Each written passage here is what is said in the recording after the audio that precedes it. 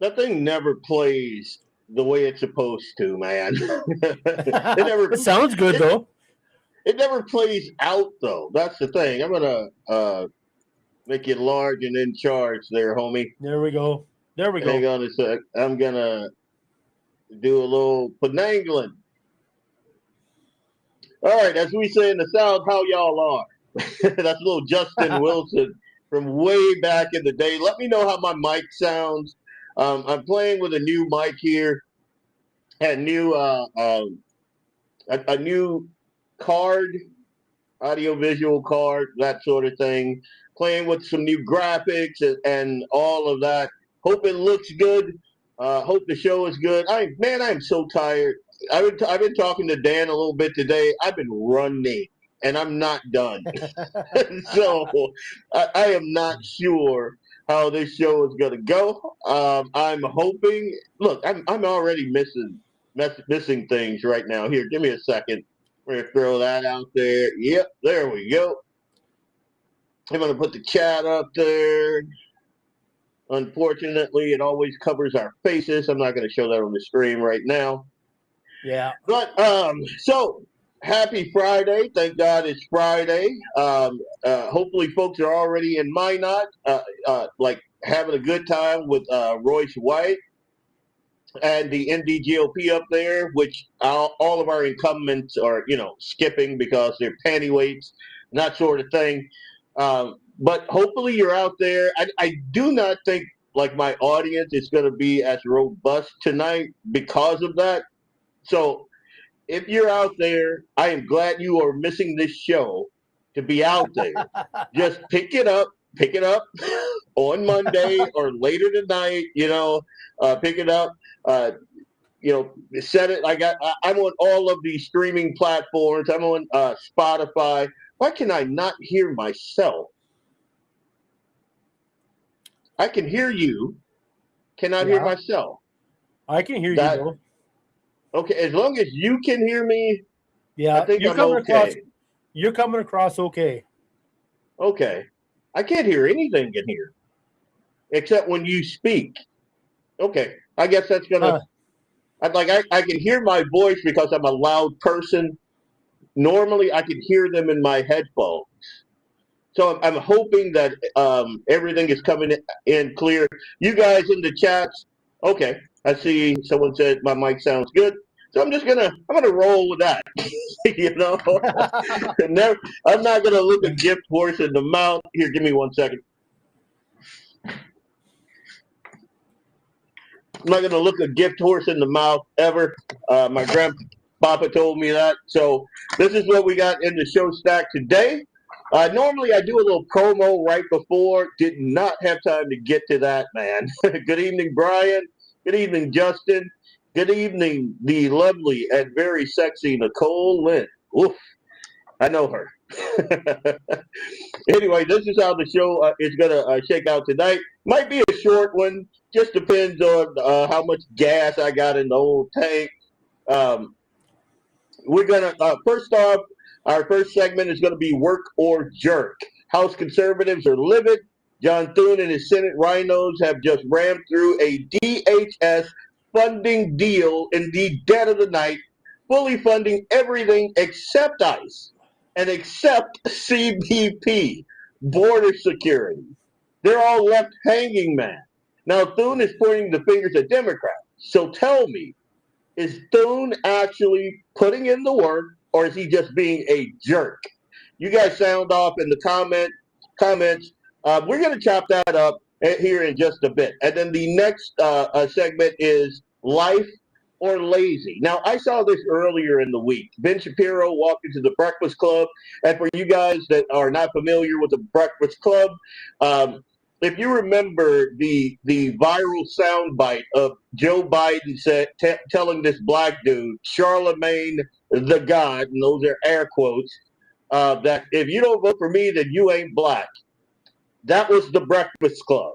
It's those idiots. And they have a massive following. They cater to the low information voter, in my humble opinion, but they are top of the charts in their bracket for their age demographics, for two different age demographics.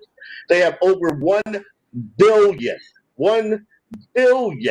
streams, and they're moving into the Netflix sphere now, and cut a huge deal. So the reason this stuck out to me is it reaches a mass audience of low information voters.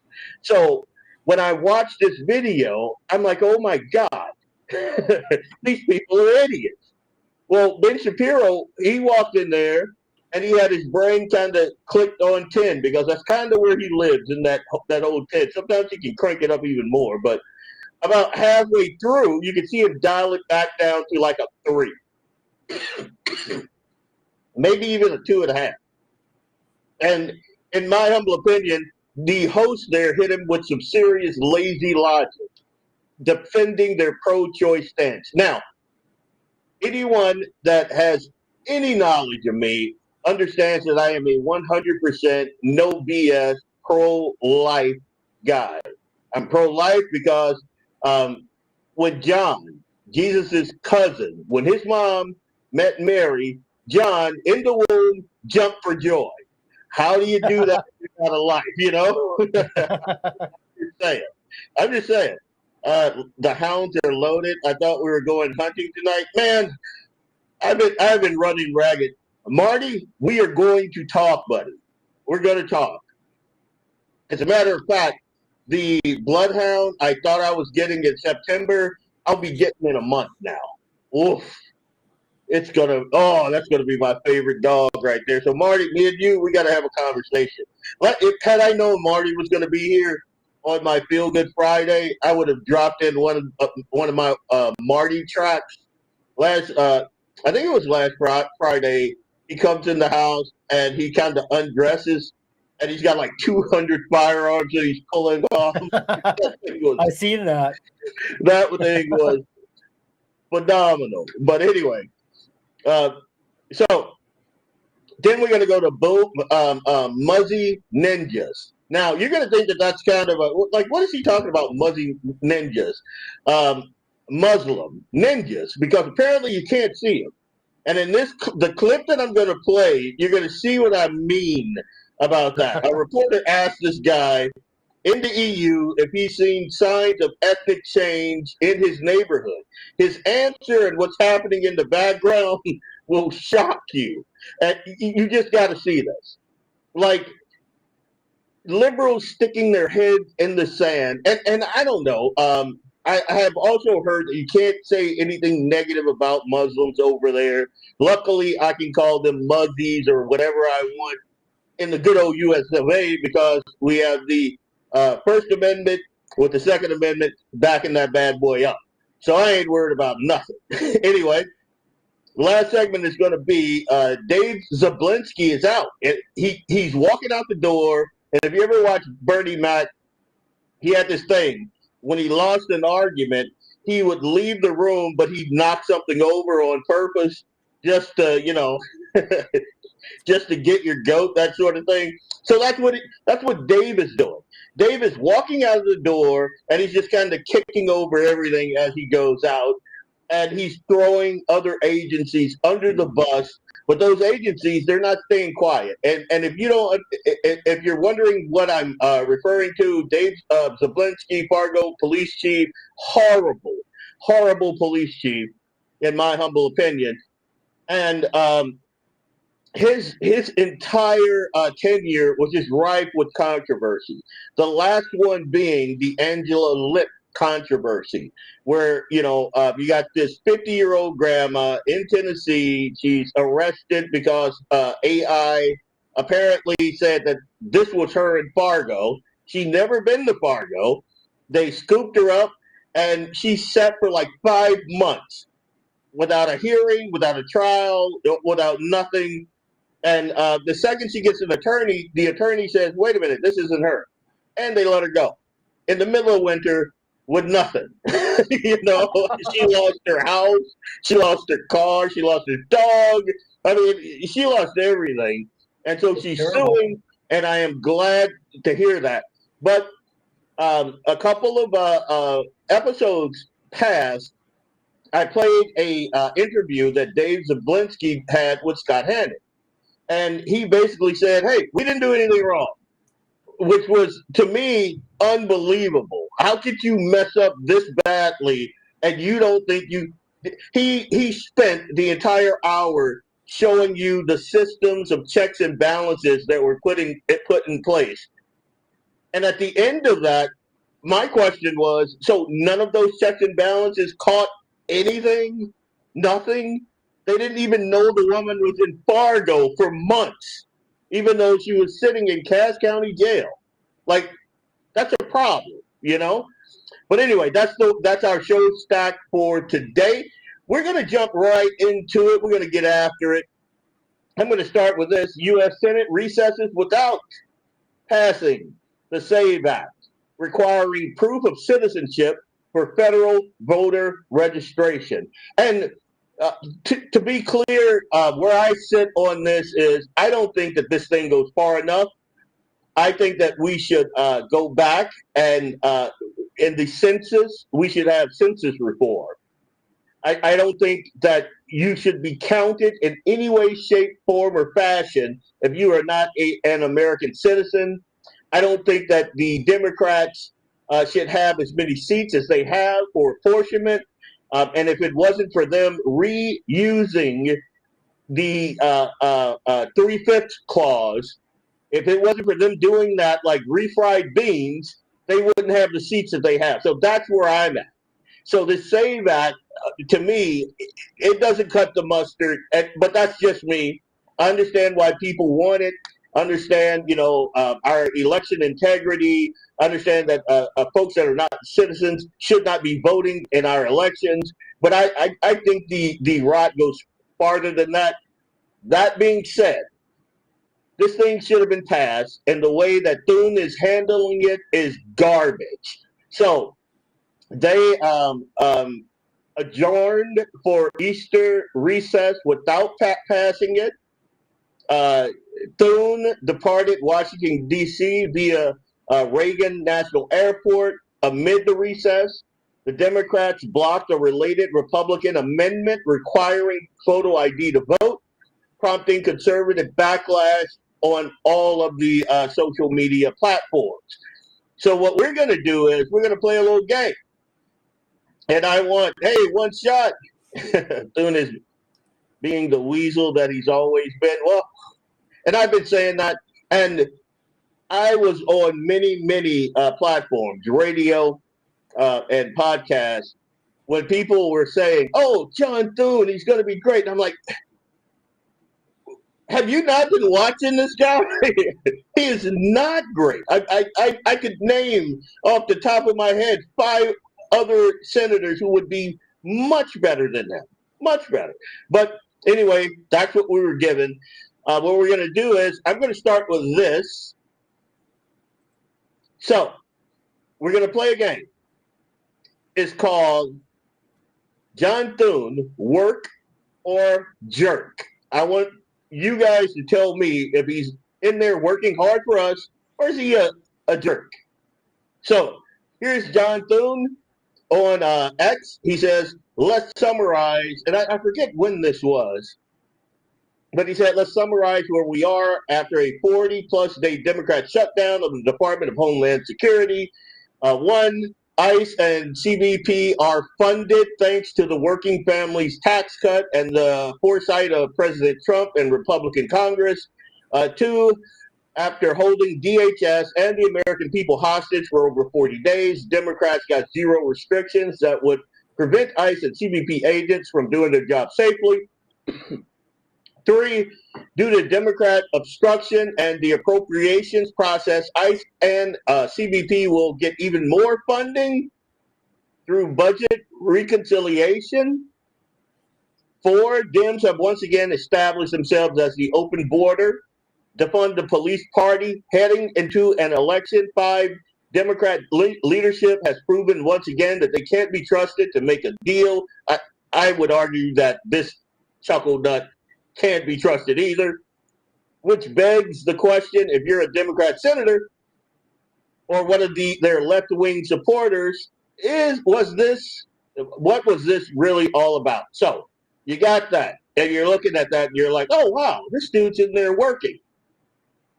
What up, JD? So you're thinking, wow, this guy's in there and he's working for us, and yada yada yada. But wait a minute. Then you have this. The Senate burning the midnight oil, just passing funding for most of the Department of Homeland Security. For detail on what this all means, let's turn to our expert, Fox News Chief Congressional Correspondent Chad Pergram. Joins us from the Capitol. Chad, we just got it passed, right? Well, they just passed this through the Senate. This is something that they have been working on for hours and hours and hours, and they did it without even a formal roll call vote. They did it with just a skeleton crew inside the chamber here, and this might be the beginning of breaking this impasse with the funding for the Department of Homeland Security that has gone on now for 41 hours, 2 hours, 41 days, 2 hours, and about 37 minutes. It's really remarkable here that this is the first genuine movement. This funds everything at the Department of Homeland Security except funding for ICE and also a little bit of money. The Senate burning the midnight oil just. Wait, We are what? furious. I mean, I think that came through in the press conference. Okay. So if you saw me read what John Thune put out there, and then you heard that report, something doesn't make sense, right? Because according to this report, this report that we just listened to, here, I'm going to... Beginning of breaking this impasse with the funding for the Department of Homeland Security that has gone on now for 41 hours, 2 hours, 41 days, 2 hours, and about 37 minutes. It's really remarkable here that this is the first genuine movement. This funds everything at the Department of Homeland Security except funding for ICE and also a little bit of money. The Senate burning the. So, except for the funding of ICE. Burning the midnight oil just. And that's why I threw this in there. We are wait, furious. what? I mean, I think that came through Okay, in the and press. this is House Speaker Mike Johnson, and he's talking to I'm drawing a blank. What's his name again? Scott Jennings. Yep. And he's talking to Scott Jennings. Now, Republicans are not happy about this. John Thune has been drugged. And here, I'm going to go back to one thing here. I want you to look at, here, let me see. Days, 2 hours, and about 37. Right here. Do you see when this happened? This is 2:37 a.m. when they got this thing done. Can you see that right there? Yeah, that's Eastern time. Eastern. So when I was watching this, I'm like, wait a minute. Who's up at this hour? We just got it passed. Nothing to see here, obviously. So I was up. You were up? Yeah, me too. So let's get back to Scott Jennings here. Let's get past all. Oh, yeah, the head slapping. Yeah. We are furious. I mean, I think that came through in the press conference just now. I don't know how else to say it. I began the comments today by saying, let me be absolutely crystal clear. Under no circumstances are House Republicans going to be a part of anything that defunds border security and immigration enforcement or reopens our border. Scott, that's exactly what the bill last night does. Literally in the bill itself, I read at the press conference, at page 2, under this section 4 that's called explanatory statement, it says literally, I read the bill, that all of U.S. immigration and customs enforcement, border security operations, and everything under the heading of U.S. Customs and Border Protection, quote, shall have no force or effect for purposes of this act, and amounts to, in the final bill, Did you hear that? Okay, I'm going to let it play. An appropriation of exactly $0. It also defunded. It didn't give any money for child predators. It totally exempted all the money for the ICE part that went after the child predators. Zero money for those.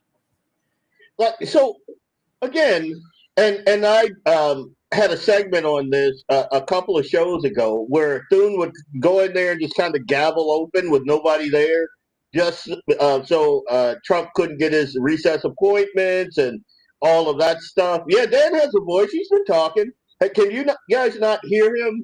Hang on a sec. Let me. Someone asked if you had a voice, man. Can you hear me now? I can hear you just fine. Yeah. Let me know if you can hear Dan now, guys. All right, I'm talking. Or maybe they think I talk too much. Maybe that's it. Maybe that's it. Yeah, you do talk a lot. I was going to say the name of the show is Blackbeard Logic, but your beard is about as black as mine, so it's half of one thing and 50% of the other. But anyway, here. Yeah. So, I'm a skunk. Skunk. Basically, what happened at 3 o'clock on Friday, March 27th, so this morning, in a near empty chamber, Thune passed a bill by voice vote that excludes all funding for ICE and CBP. Is that what we signed up for? Let me repeat that. A voice vote, no roll call, no record of who was there, no accountability, just Thune and a couple of his elite goons, man. Yeah. Like there was three Republicans and 5 Democrats. So I think it was Mark Meadows, maybe. I'm not positive. But it was the speaker, or who has the acting president, and Thune and one other guy for Republicans. And then there was 5 Democrats. And just so we're all clear, Thune gave Chuck Schumer exactly what he asked for, 100%. Chuck Schumer said DHS funding minus immigration enforcement. And that's what happened. And then Thune walked out, faced the cameras, got on his little tappity-tap box there, his phone and social media, and then blamed all the Democrats. But we got to be clear about this. What he did was he caved. He caved on a demand that the Democrats made on day one of this shutdown. And he couched it as hardball negotiation. And he settled for he should have read Trump's book, The Art of the Deal, dude. He handed them a template.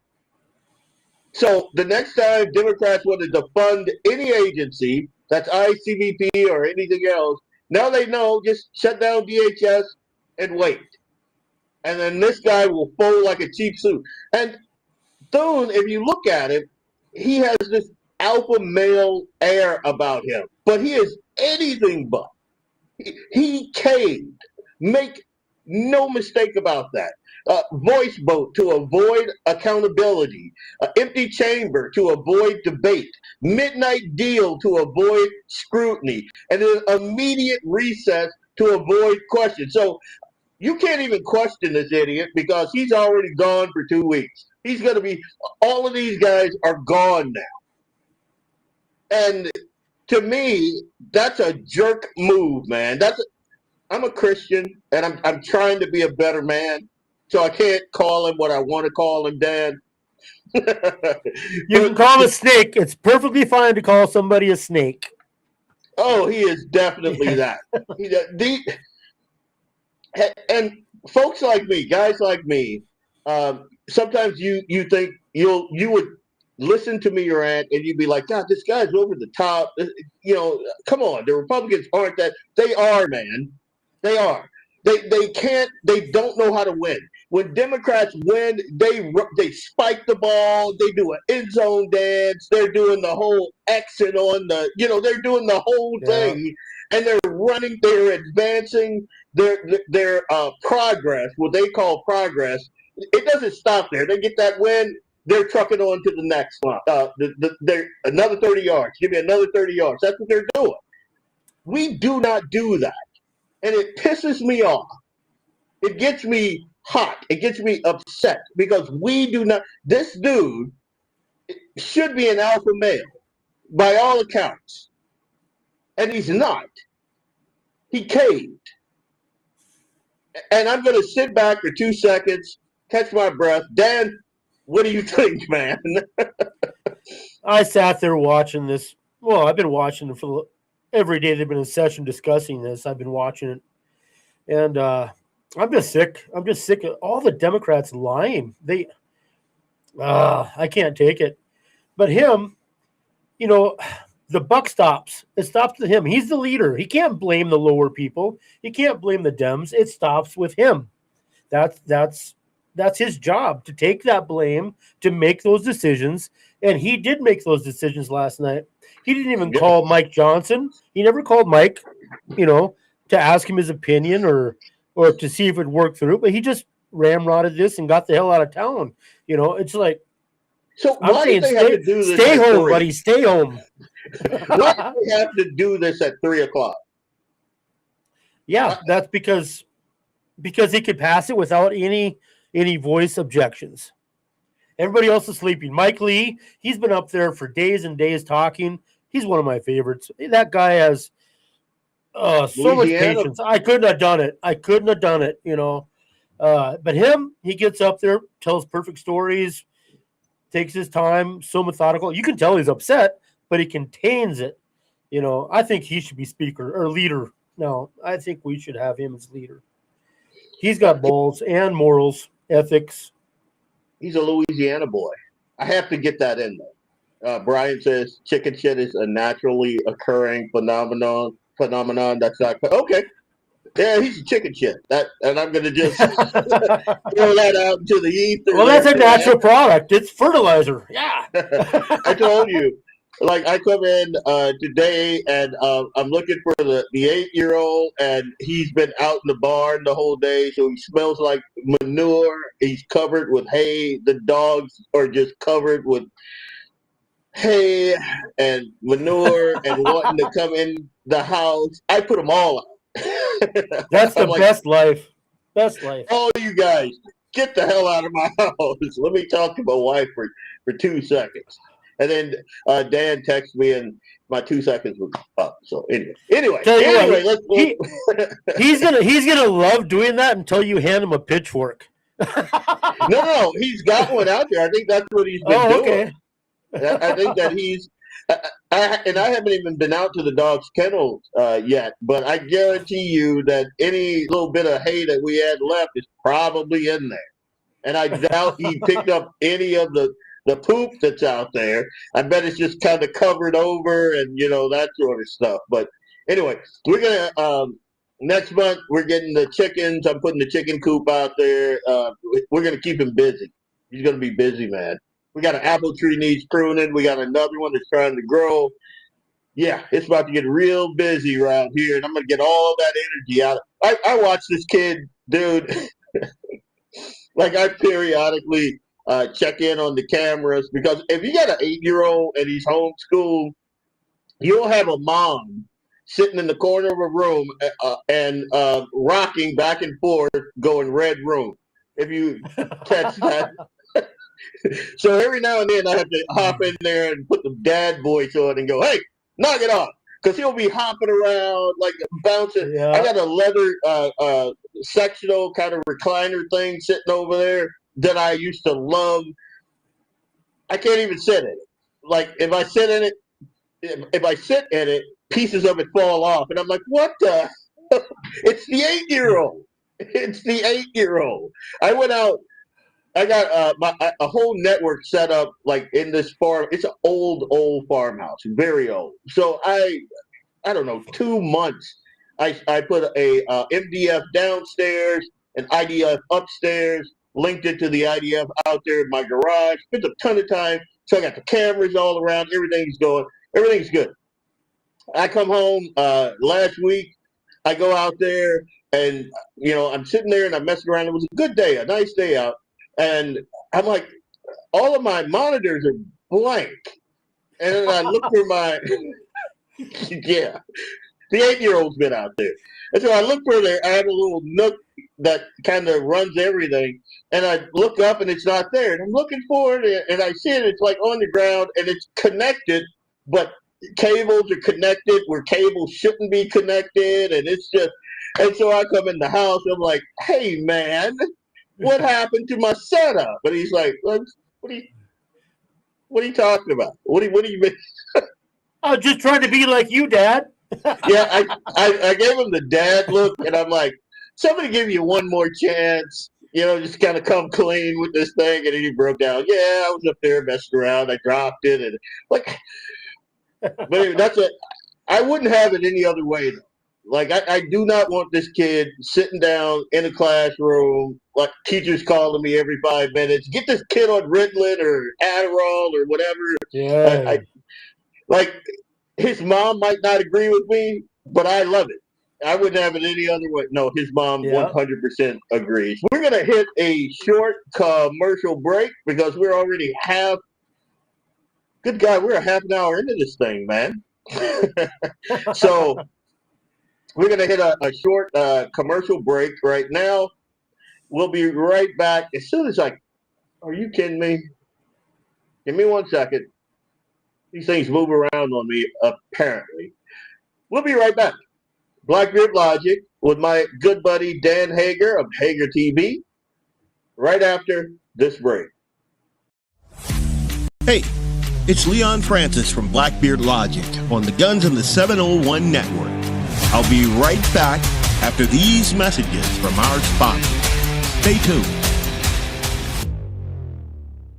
When you want it done right, go where lemons go. Kalen's Auto Service, owned and operated by Kalen and Misty Foss, lifelong locals with over 25 years experience. From modern rides to classic restorations, they can handle it all. Top quality work, fair price, and honest hometown values. Located just 1 block south of Highway 12 on 6th Avenue West in Lemon. Kalen's Auto Service, serving you with all your auto repair needs.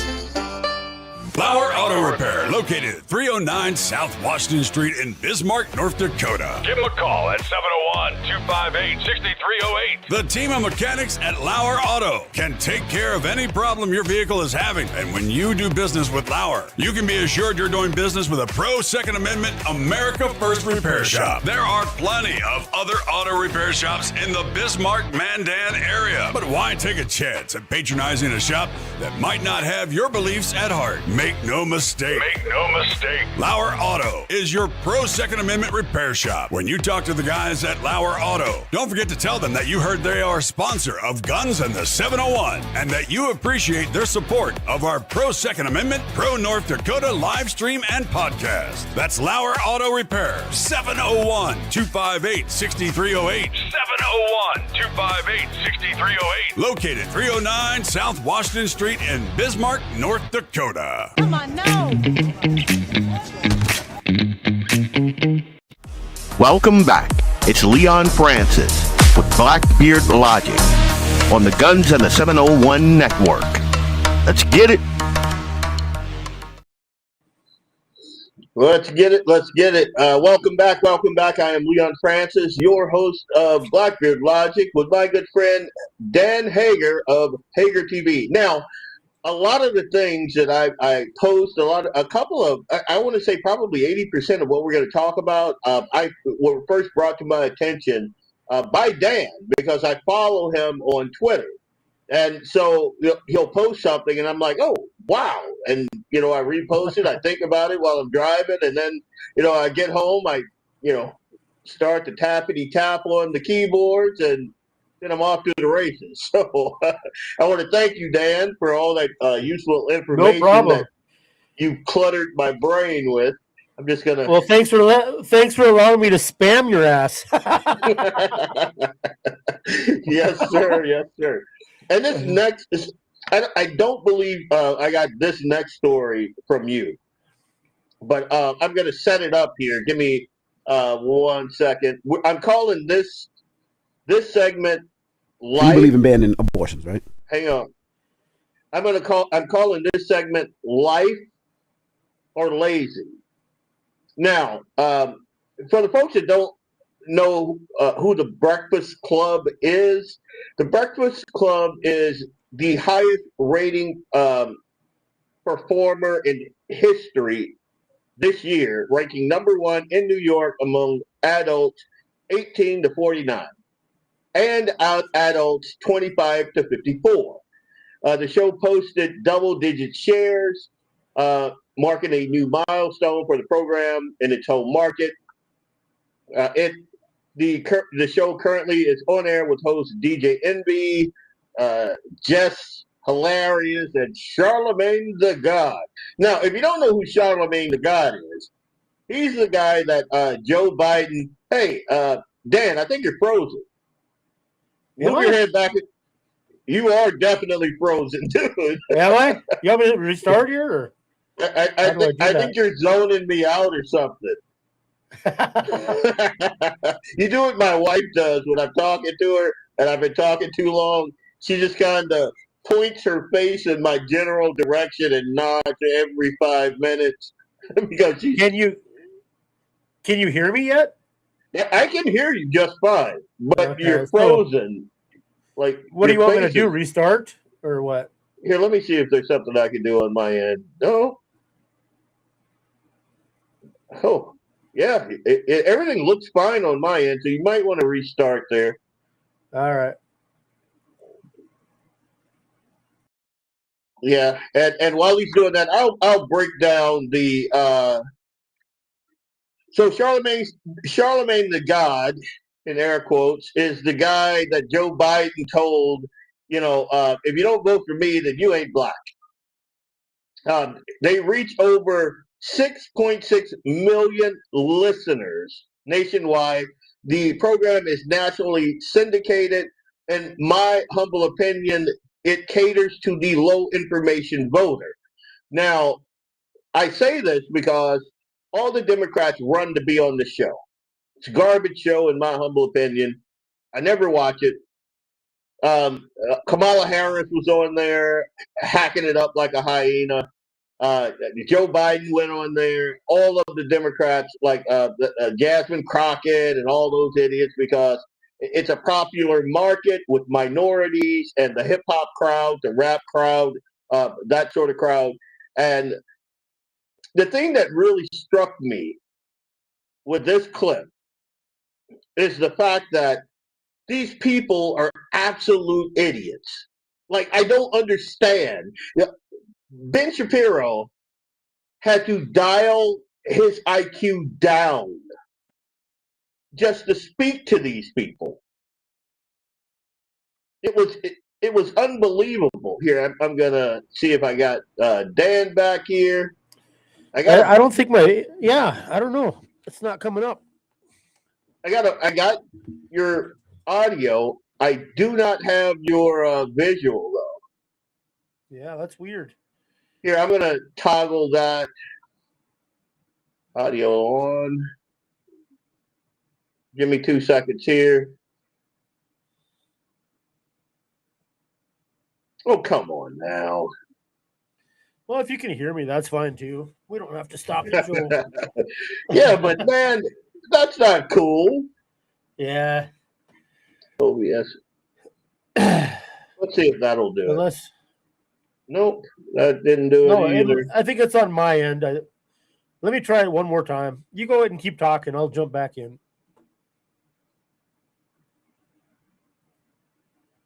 Okay.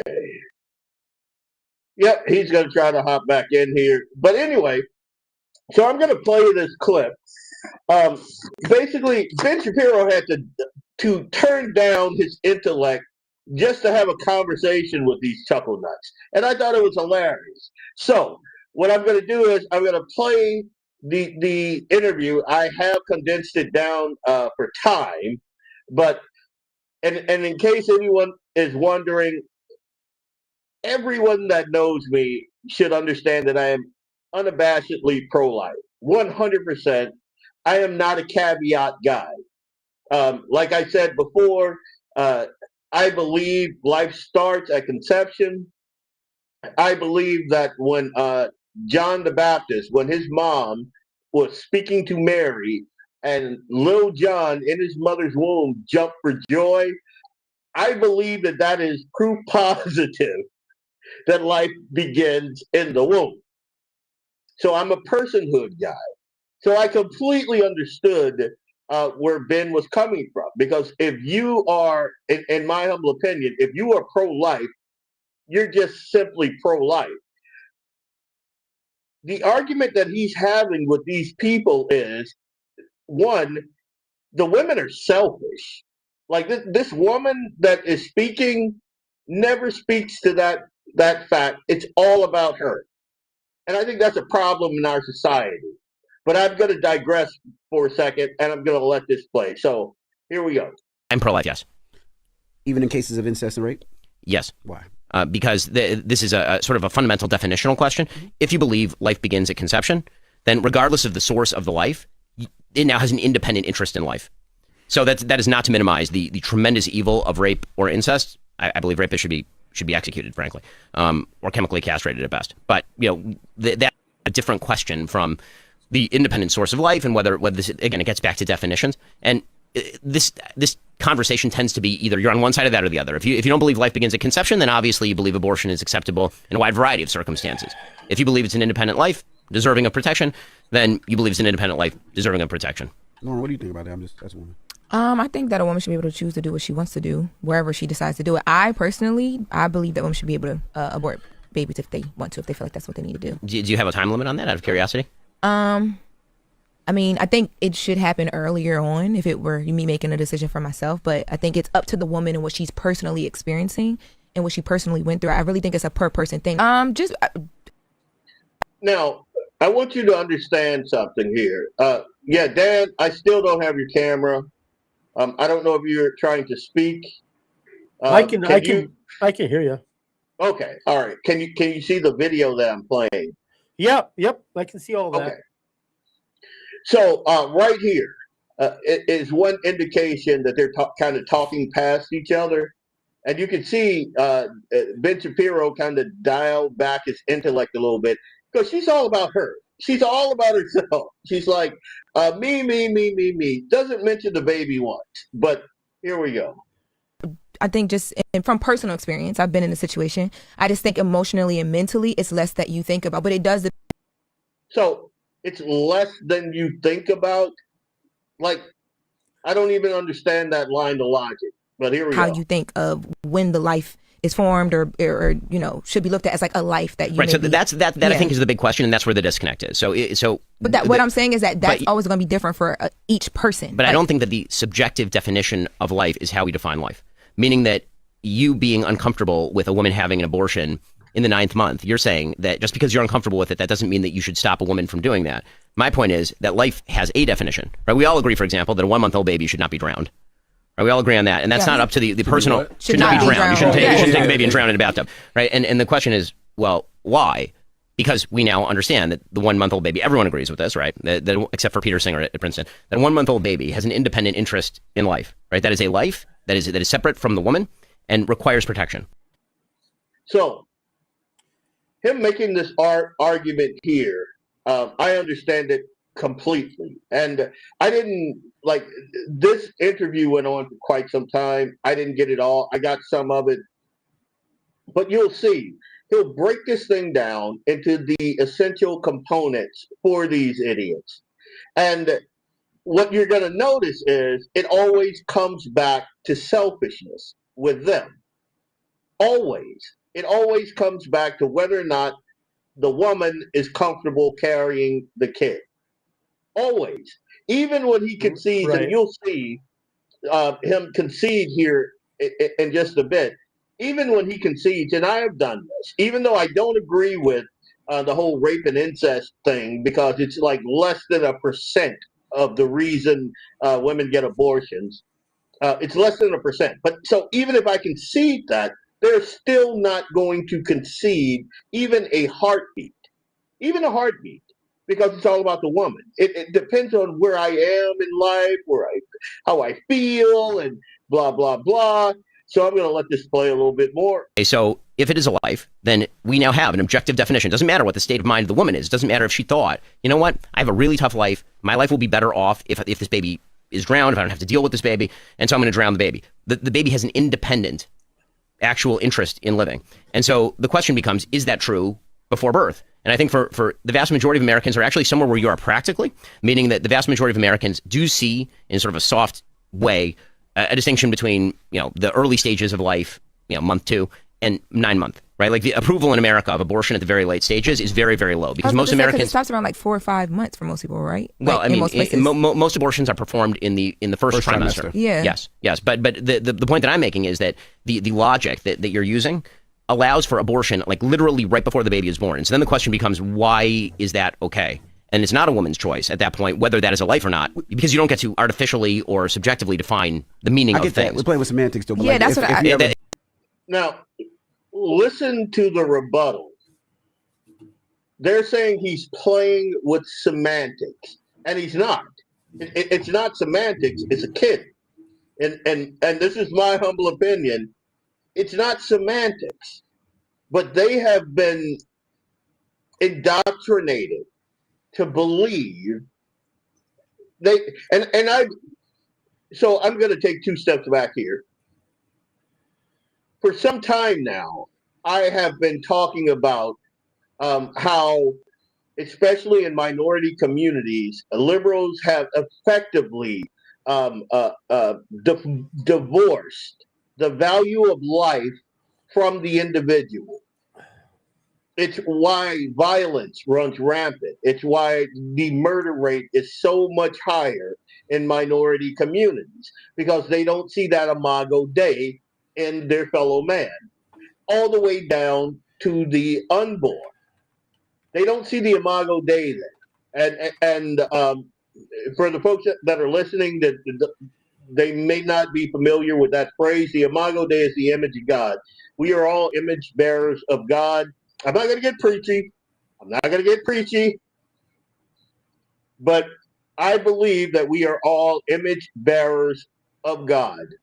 I believe that when we're born, that is imprinted on our DNA.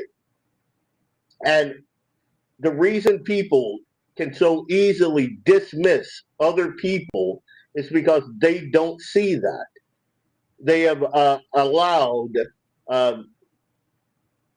the spirit of the age, let's just call it that. They have allowed the spirit of the age to cloud their vision, so they can't see that. Like when we saw Eli on the ultrasound, it was a very emotional day for this gruff, salty old host of yours. I thought it was a beautiful thing.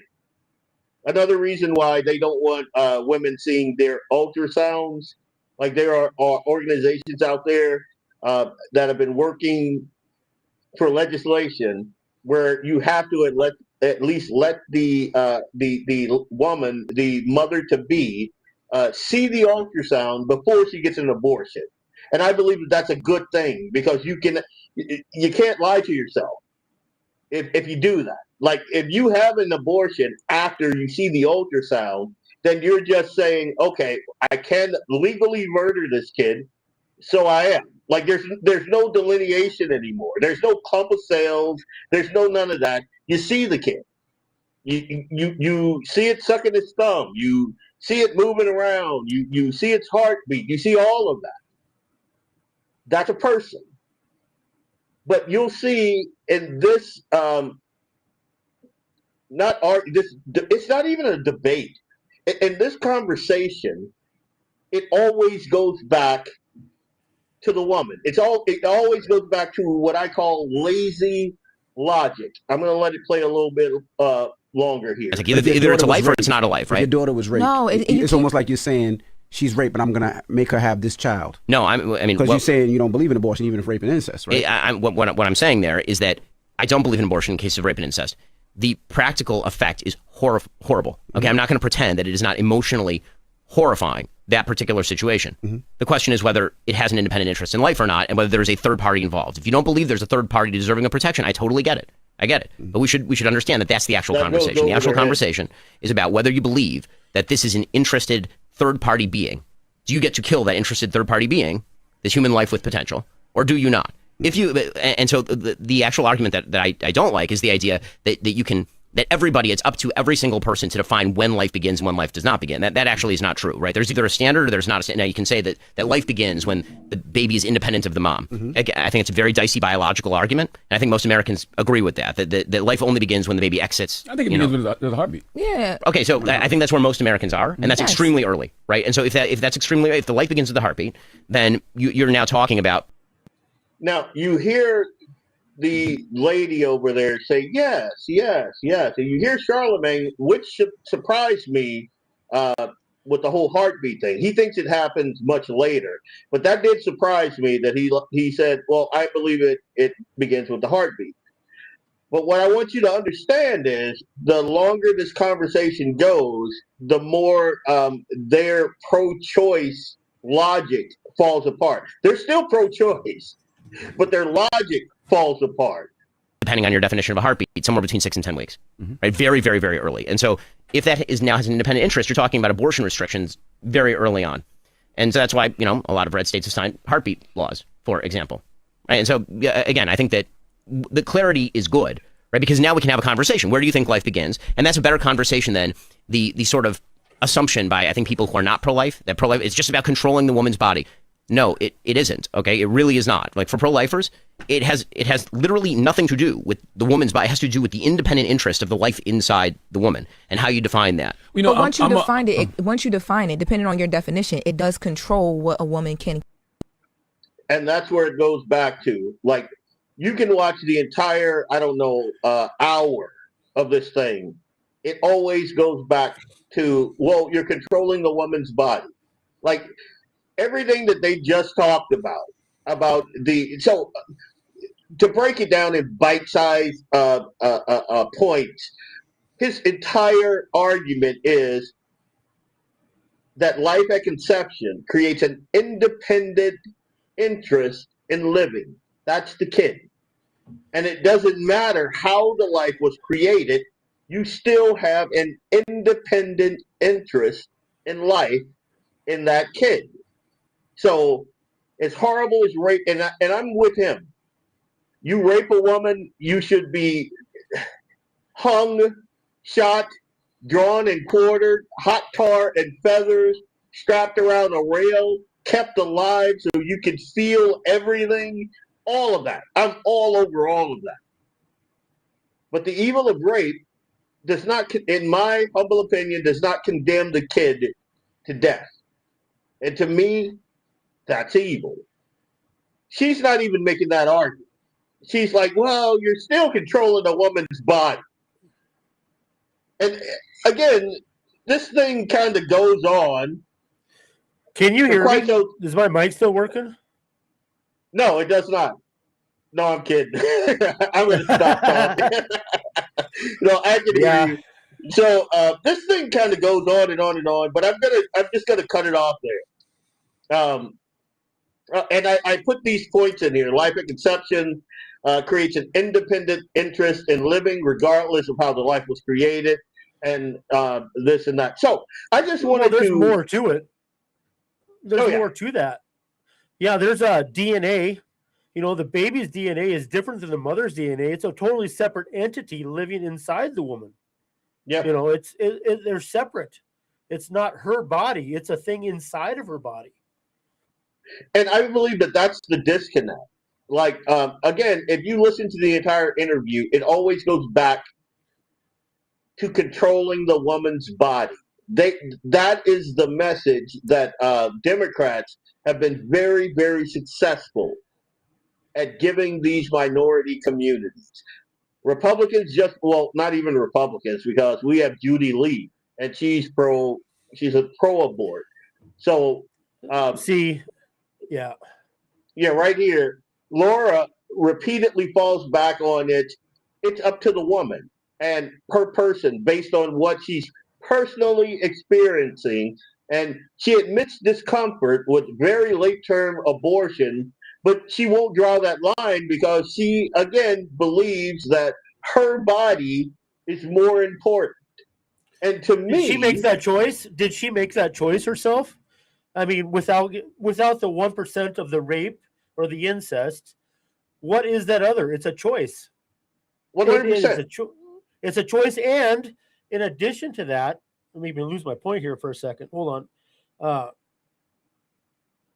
What they do is then they blame the man, but they're accused of rape, which 99% of the time they'll cry rape just to cover up infidelity from cheating on their spouse or their boyfriend, and they don't want to get caught with that social stigma.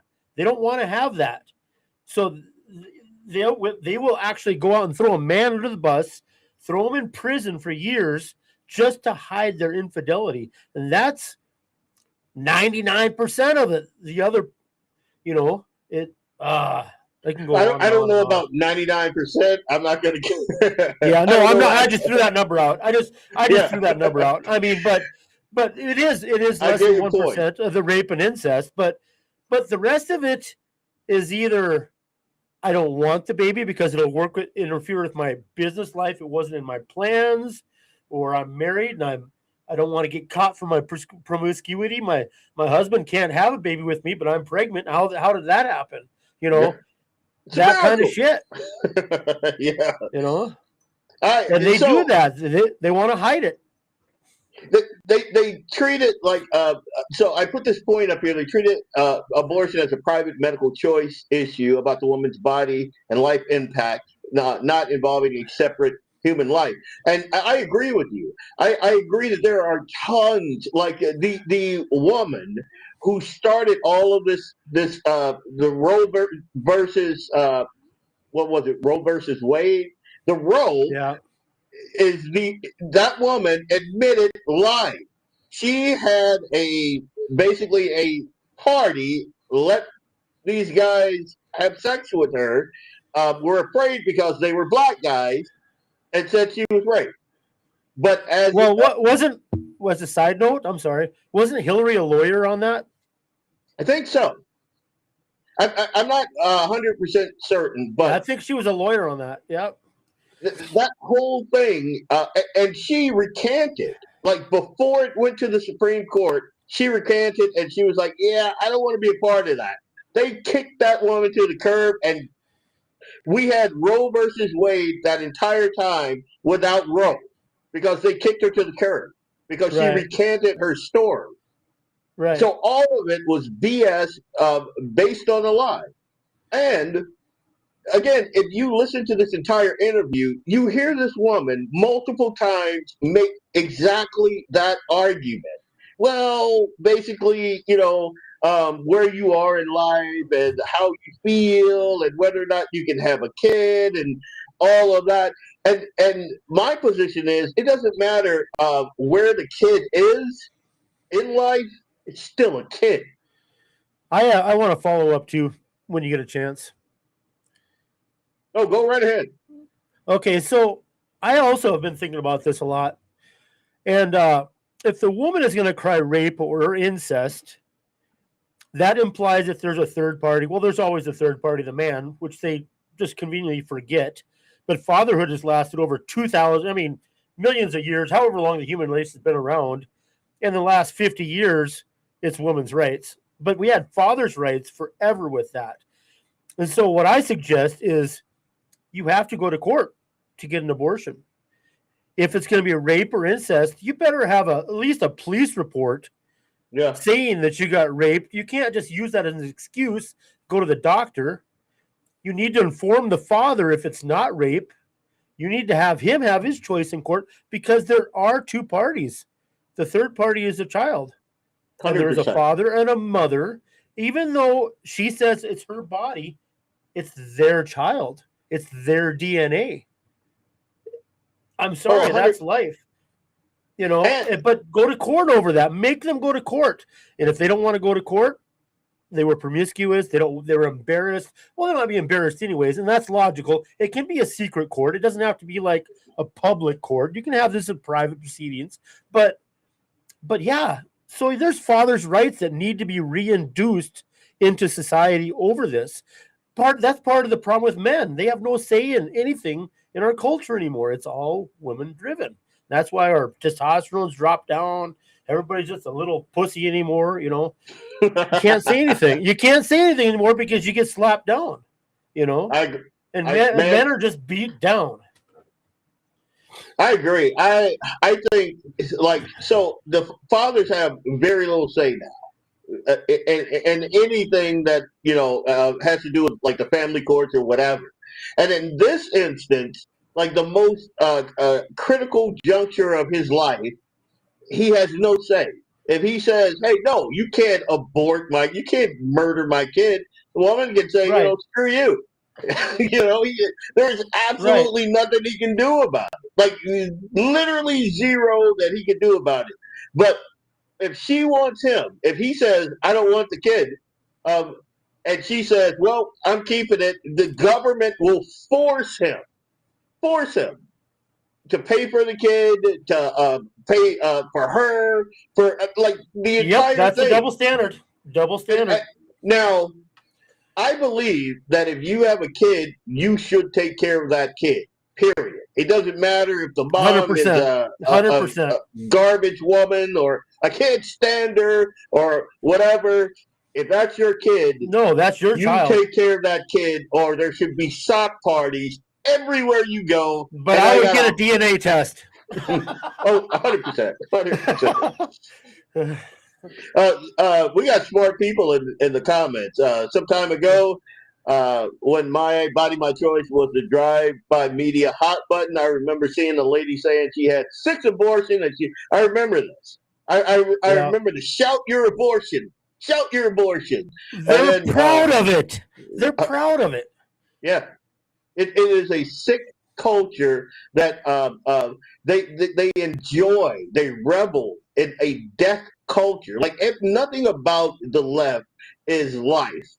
Nothing. Homosexuality does not breed life. It doesn't. Transgenderism does not breed life. Abortion murders life at the altar of Moloch. All of that. Roe, Norma, yep, you're right. McCorvey later in life became a hugely religious person and spent the last years of her life going to people and telling them it was a mistake. You're 100% right. And I wanted to bring this story to you guys because, again, I'm a huge pro-life guy. But the second point that I wanted to make sure that you understand is the information that these people, the low information people are getting, it's not the information that you're used to ingesting. It is dumbed down. It is lazy logic.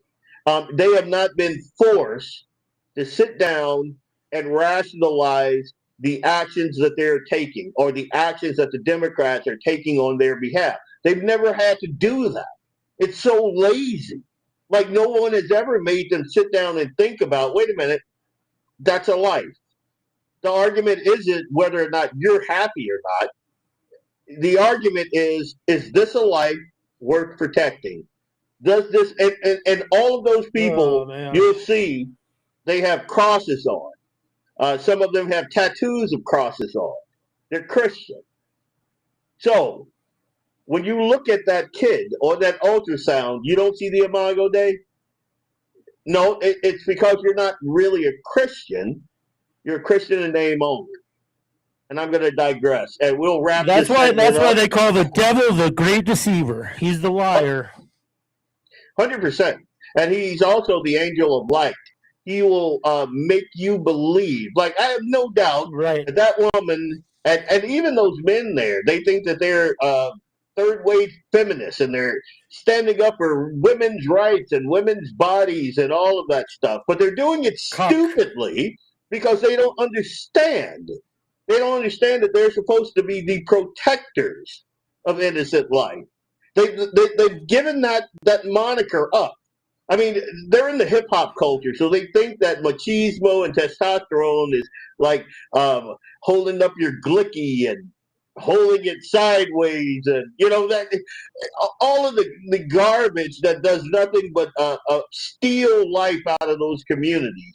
When the thing that they should be doing, the thing that they should be doing is protecting that life. We've been, as a culture, and I'm just going to speak for me because I'm the black guy here. I don't know if there are any black guys in the chat yet, but we've been No penis jokes. No.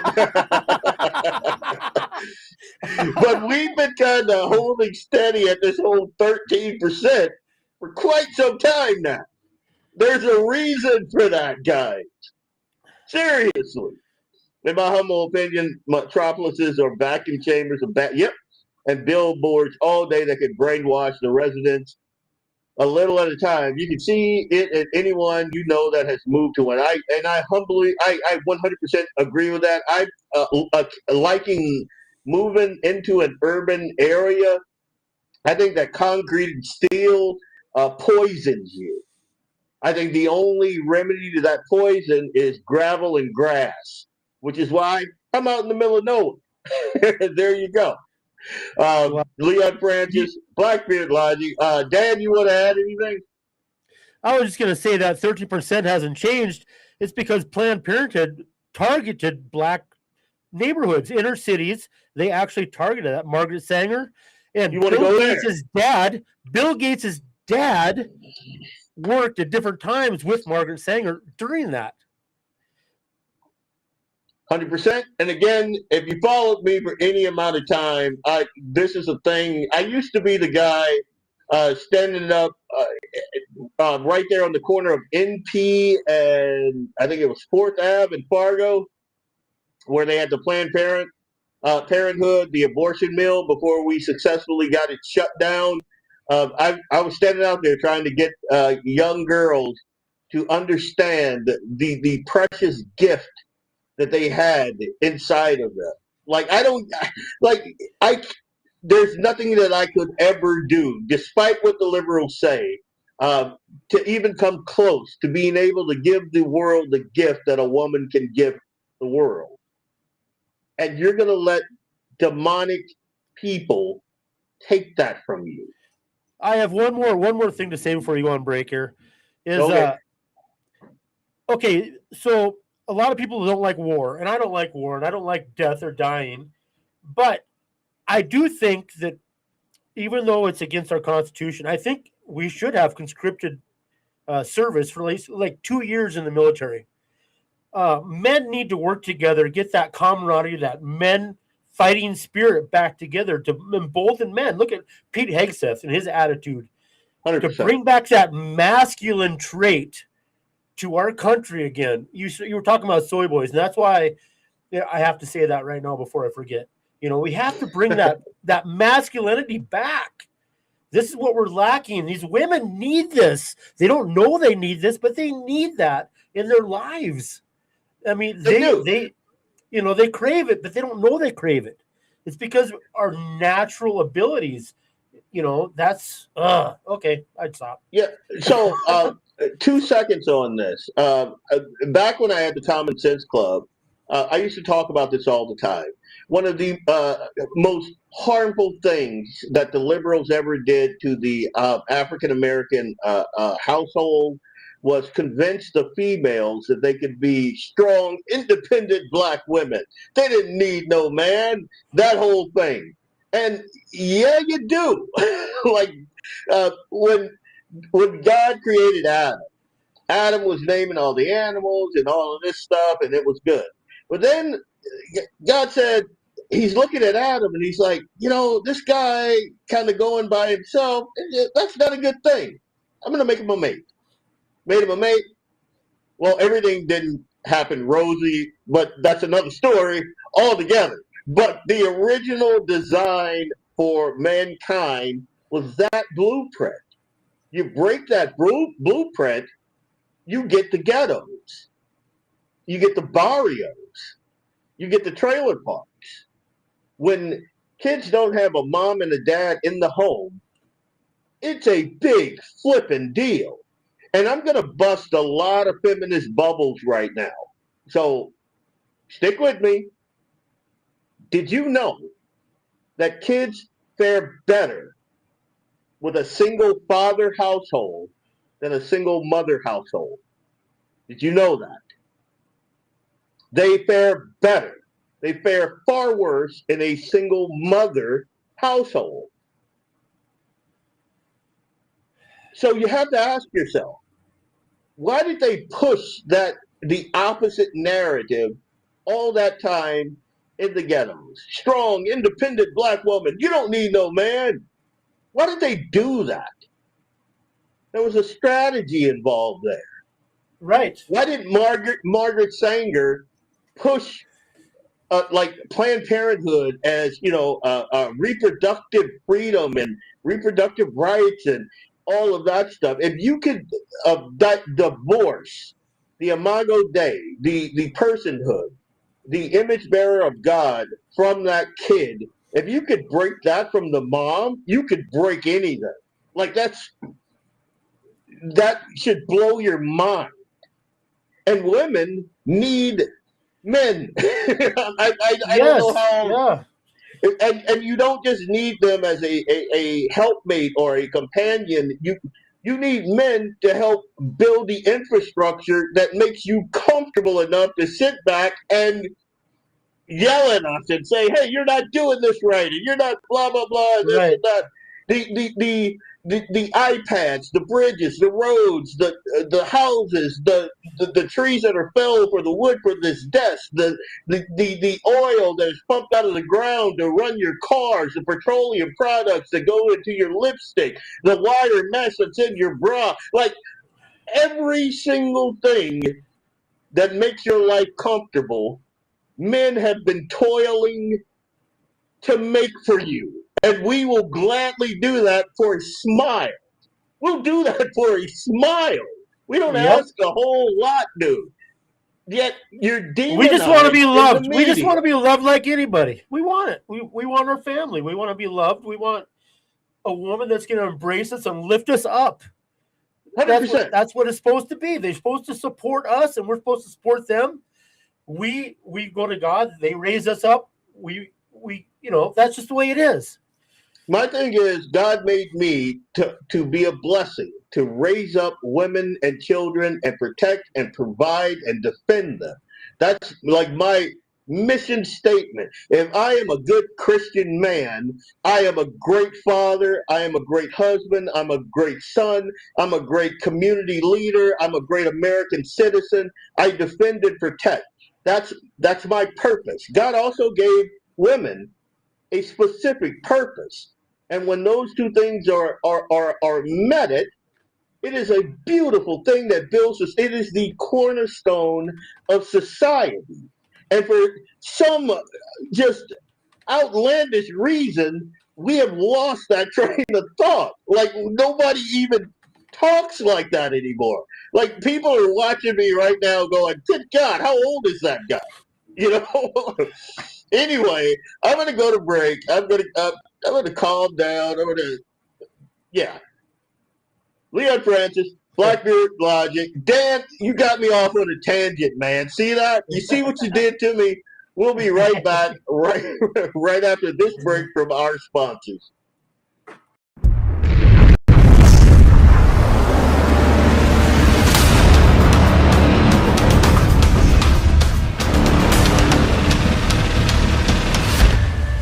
LAUER Auto Repair, located at 309 South Washington Street in Bismarck, North Dakota. Give them a call at 701-258-6308. The team of mechanics at LAUER Auto can take care of any problem your vehicle is having. And when you do business with LAUER, you can be assured you're doing business with a pro-Second Amendment, America First repair shop. There are plenty of other auto repair shops in the Bismarck-Mandan area. But why take a chance at patronizing a shop that might not have your beliefs at heart? Make no mistake.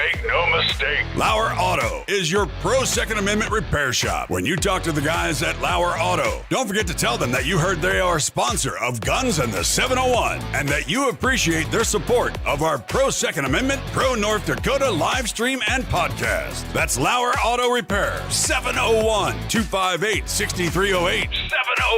701-258-6308. Located 309 South Washington Street in Bismarck, North Dakota. When you want it done right, go where lemons go. Kalen's Auto Service, owned and operated by Kalen and Misty Foss, lifelong locals with over 25 years experience. From modern rides to classic restorations, they can handle it all. Top quality work, fair price, and honest hometown values. Located just 1 block south of Highway 12 on 6th Avenue West in Lemon. Kalen's Auto Service, serving you with all your auto repair needs. For the best gun gear for every and any situation, Little Angry Man Arms LLC has you covered. Top-notch guns from top-name brands like Winchester, Glock, Sig Sauer, and Ruger to essential extras from Magpul's, Streamlight, Hollow, Sun Optics, and more. Little Angry Man Arms LLC have everything to make your shooting adventures a success. Visit littleangrymanarms.com today and gear up for your next big hunt, competition, or home defense. Don't miss out on our exclusive deals. Little Angry Man Arms LLC, based in Trail City, South Dakota, your ultimate hunting partner. At Horton Laser Craft, we believe in the power of personalization. Whether it's a cherished memory, a special occasion, or a unique gift, our custom laser engraving brings your vision to life. Our expert craftsmen and state-of-the-art technology ensure every piece is a work of art. From personalized decor to one-of-a-kind keepsakes, Horton Lasercraft makes every moment unforgettable. Horton Lasercraft is owned and operated by a local veteran and his wife located near Thunderhawk, South Dakota. They provide custom laser products at a reasonable price, and their turnaround time is fast and efficient. Custom board cutting, glassware, decanter sets, mugs, assorted stainless steel jewelry, assorted tags, decor, custom acrylic nightlights, and much, much more. Call them up at 605-545-7535. Horton Lasercraft, where memories are engraved.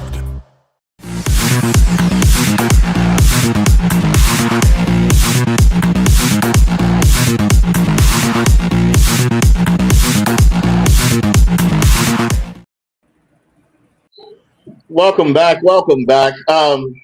Dan, I don't know what's going on here. We're going to figure this out before the next podcast. You're still dark. I can hear you. I can hear you moving around right now. Yeah. I don't know what's going on. Maybe my camera's failing, but his lights on. Everything is working on my end. The OBS is all lit up. I just don't know what's going on.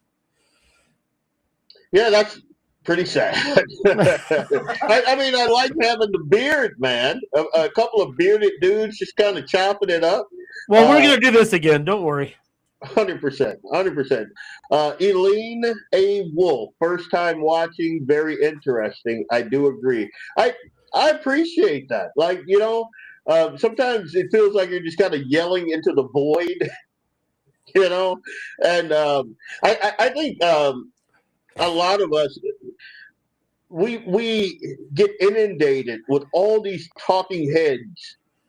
You got talking heads telling women that men are horrible and they hate you and blah blah blah. And then on the other side, you got the what I call toxic alpha male personalities. I'm not going to name any names or anything, but they're the entire left. They're the other side of that argument, and they're like, women are nothing but this, that, and the other thing, and they're horrible. Why would you get married? If you have someone in your ear telling you, why would you ever get married? Dump that dude, because you need the thing that humbles you, the thing that gives you purpose in life. The thing that fulfills your entire masculine being is starting a family. That's why God gave you the testosterone, the strong bones, the ability to work long hours without sleep and lift heavy things and learn how to defend and all of the stuff that you think comes naturally. God gave you that so you could procreate, have a family, and continue the line. That's why you are here. And if the guy talking to you is not telling you that, he is a bad friend. And I'm going to just leave that there. And I am going to also say this. So the discussion that we were talking about between Ben Shapiro and the Breakfast Club was two completely different conversations. One side was debating, and this is Ben Shapiro, he was debating the objective truth about when human life with rights began. The other side, they were debating subjective autonomy. And you'll see liberals do this a lot.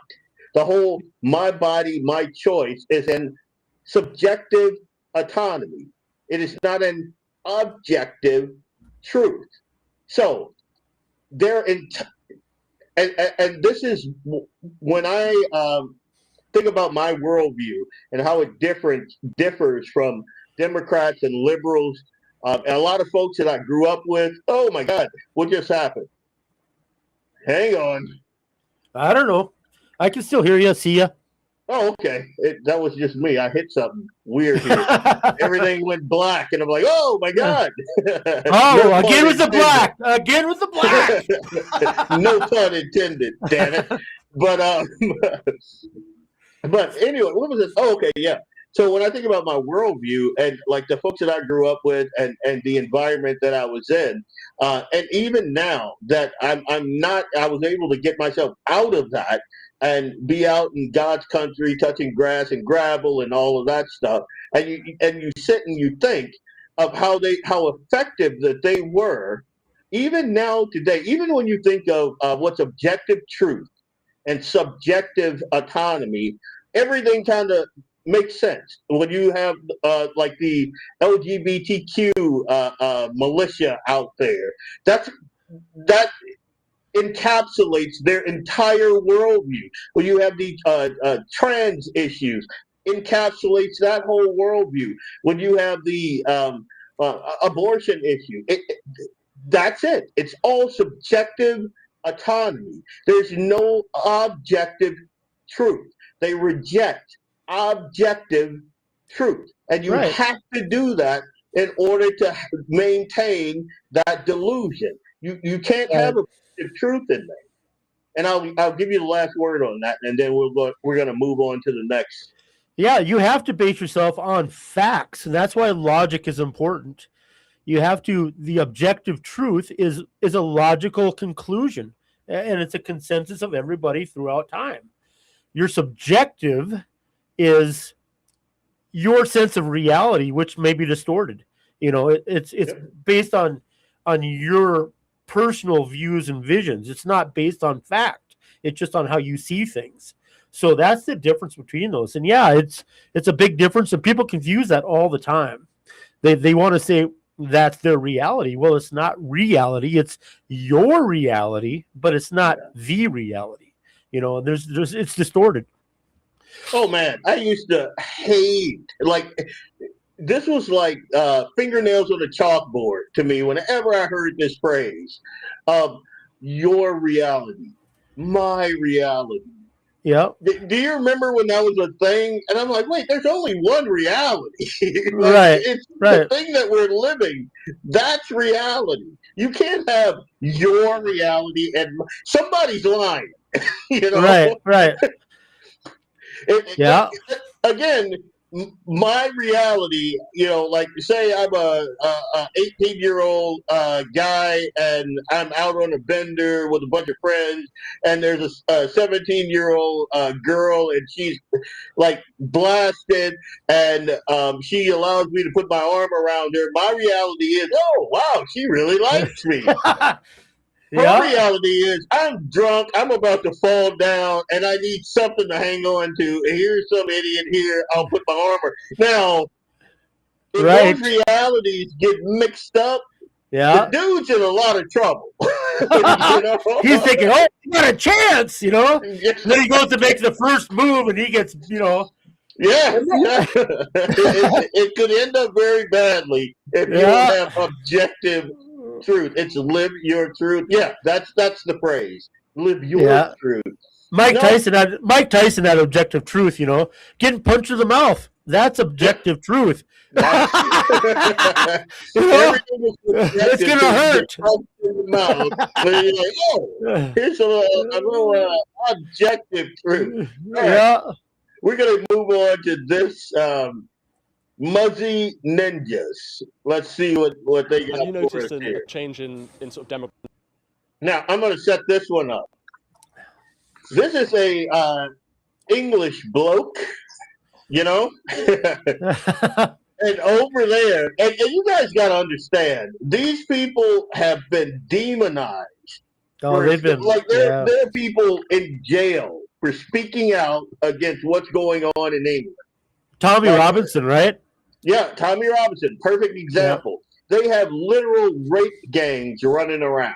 And if you say anything about them, the cops will knock on your door and you will be taken down to the station and given a citation to come to court. They have hate speech mandates. So the first time I watched this, I was like, well, this guy's an idiot.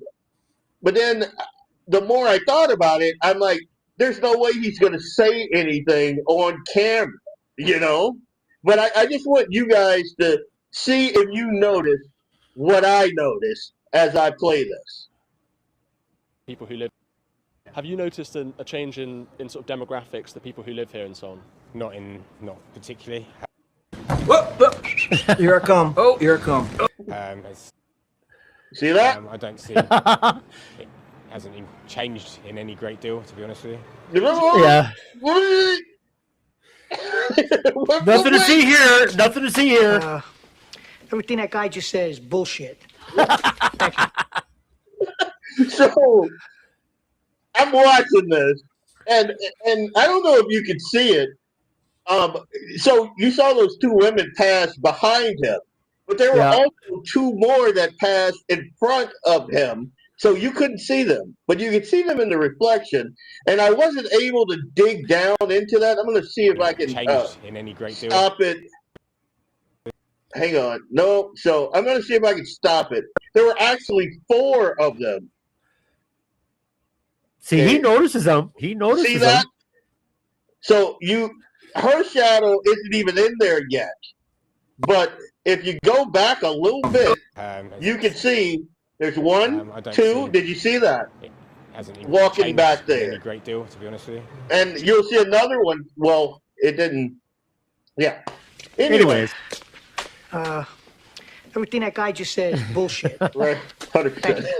Yeah, but he can't talk out, especially when they're hearing him, because they're the ones that are going to have him arrested for saying anything anti-Muslim, anything like that over there. They get thrown in prison.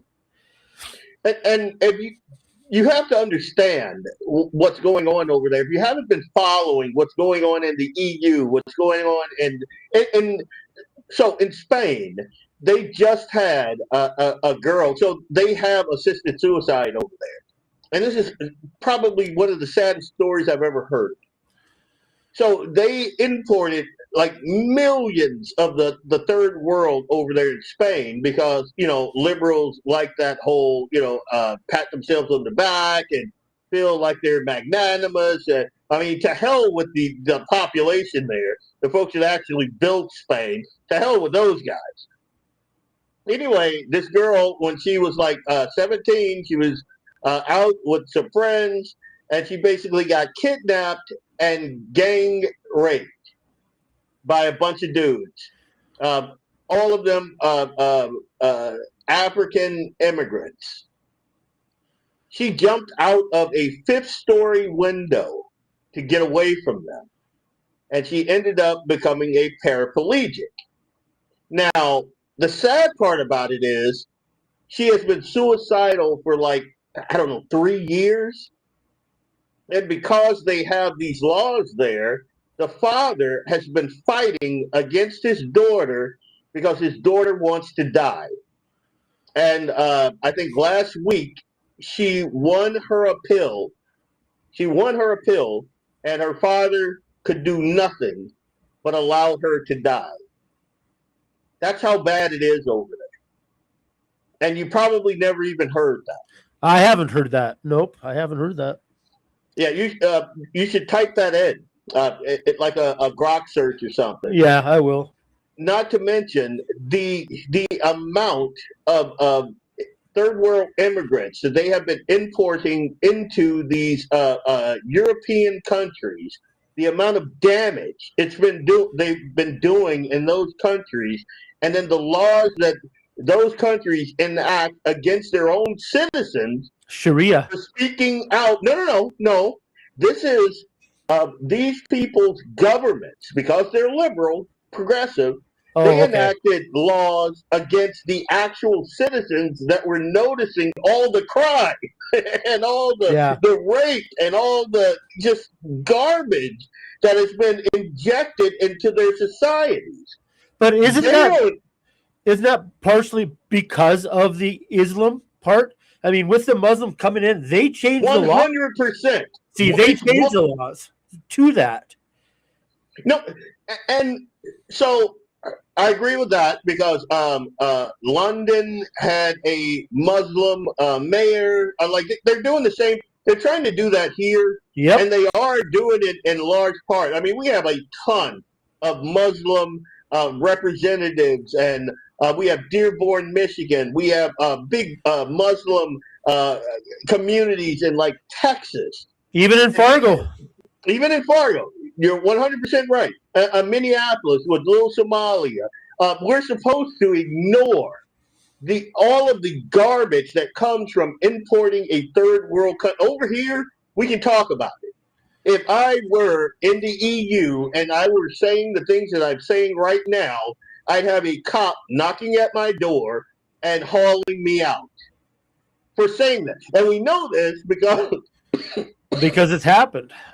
Because it's happened over and over and over again.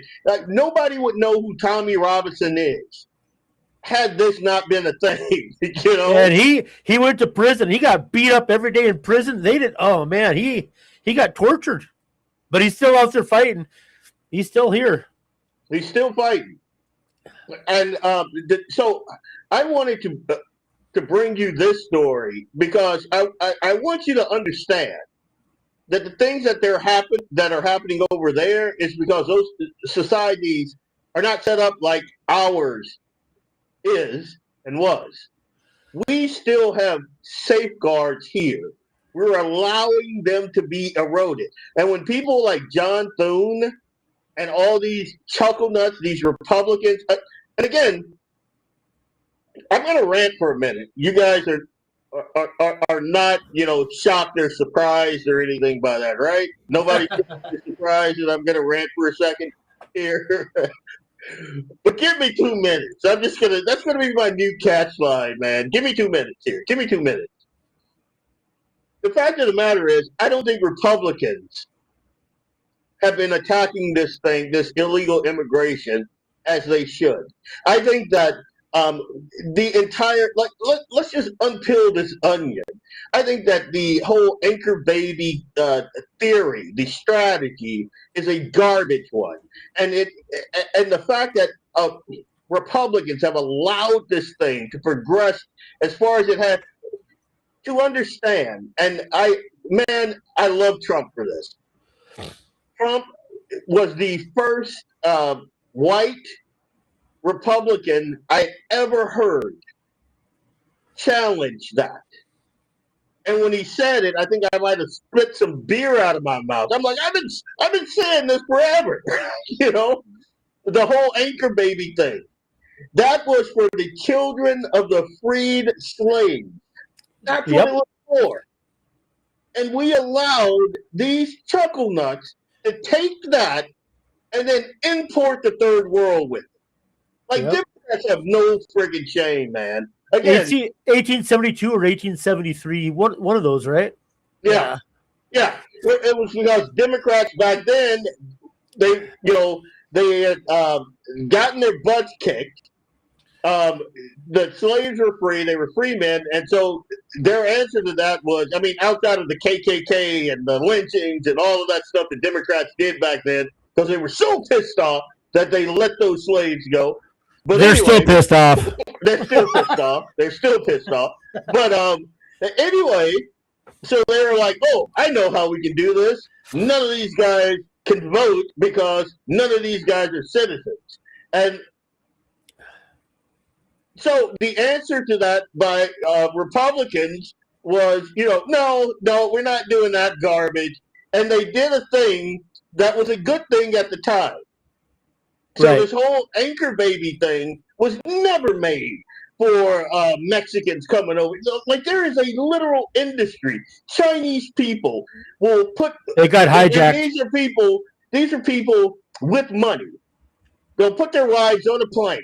They'll send them over here when they're pregnant, so they can drop the kid over here, and the kid is now an American citizen. Like, make that make sense. Make that make sense. It does not. The whole 3/5 clause, like that whole thing. They're Democrats again are refrying it like refried beans. They're throwing it in the pan, warming it up again, slapping it on your burrito, and they're like, hey, apportionment. We don't want like during with the census. This is why I'm for census reform. The original intent of the census was to count the American citizens here.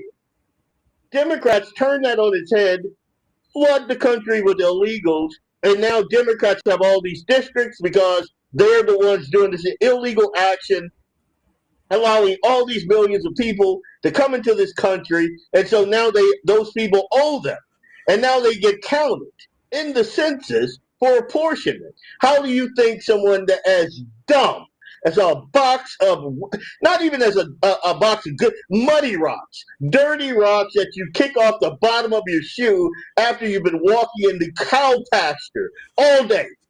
Now, Leon, there's one more thing too. Are you forgetting about Cuba?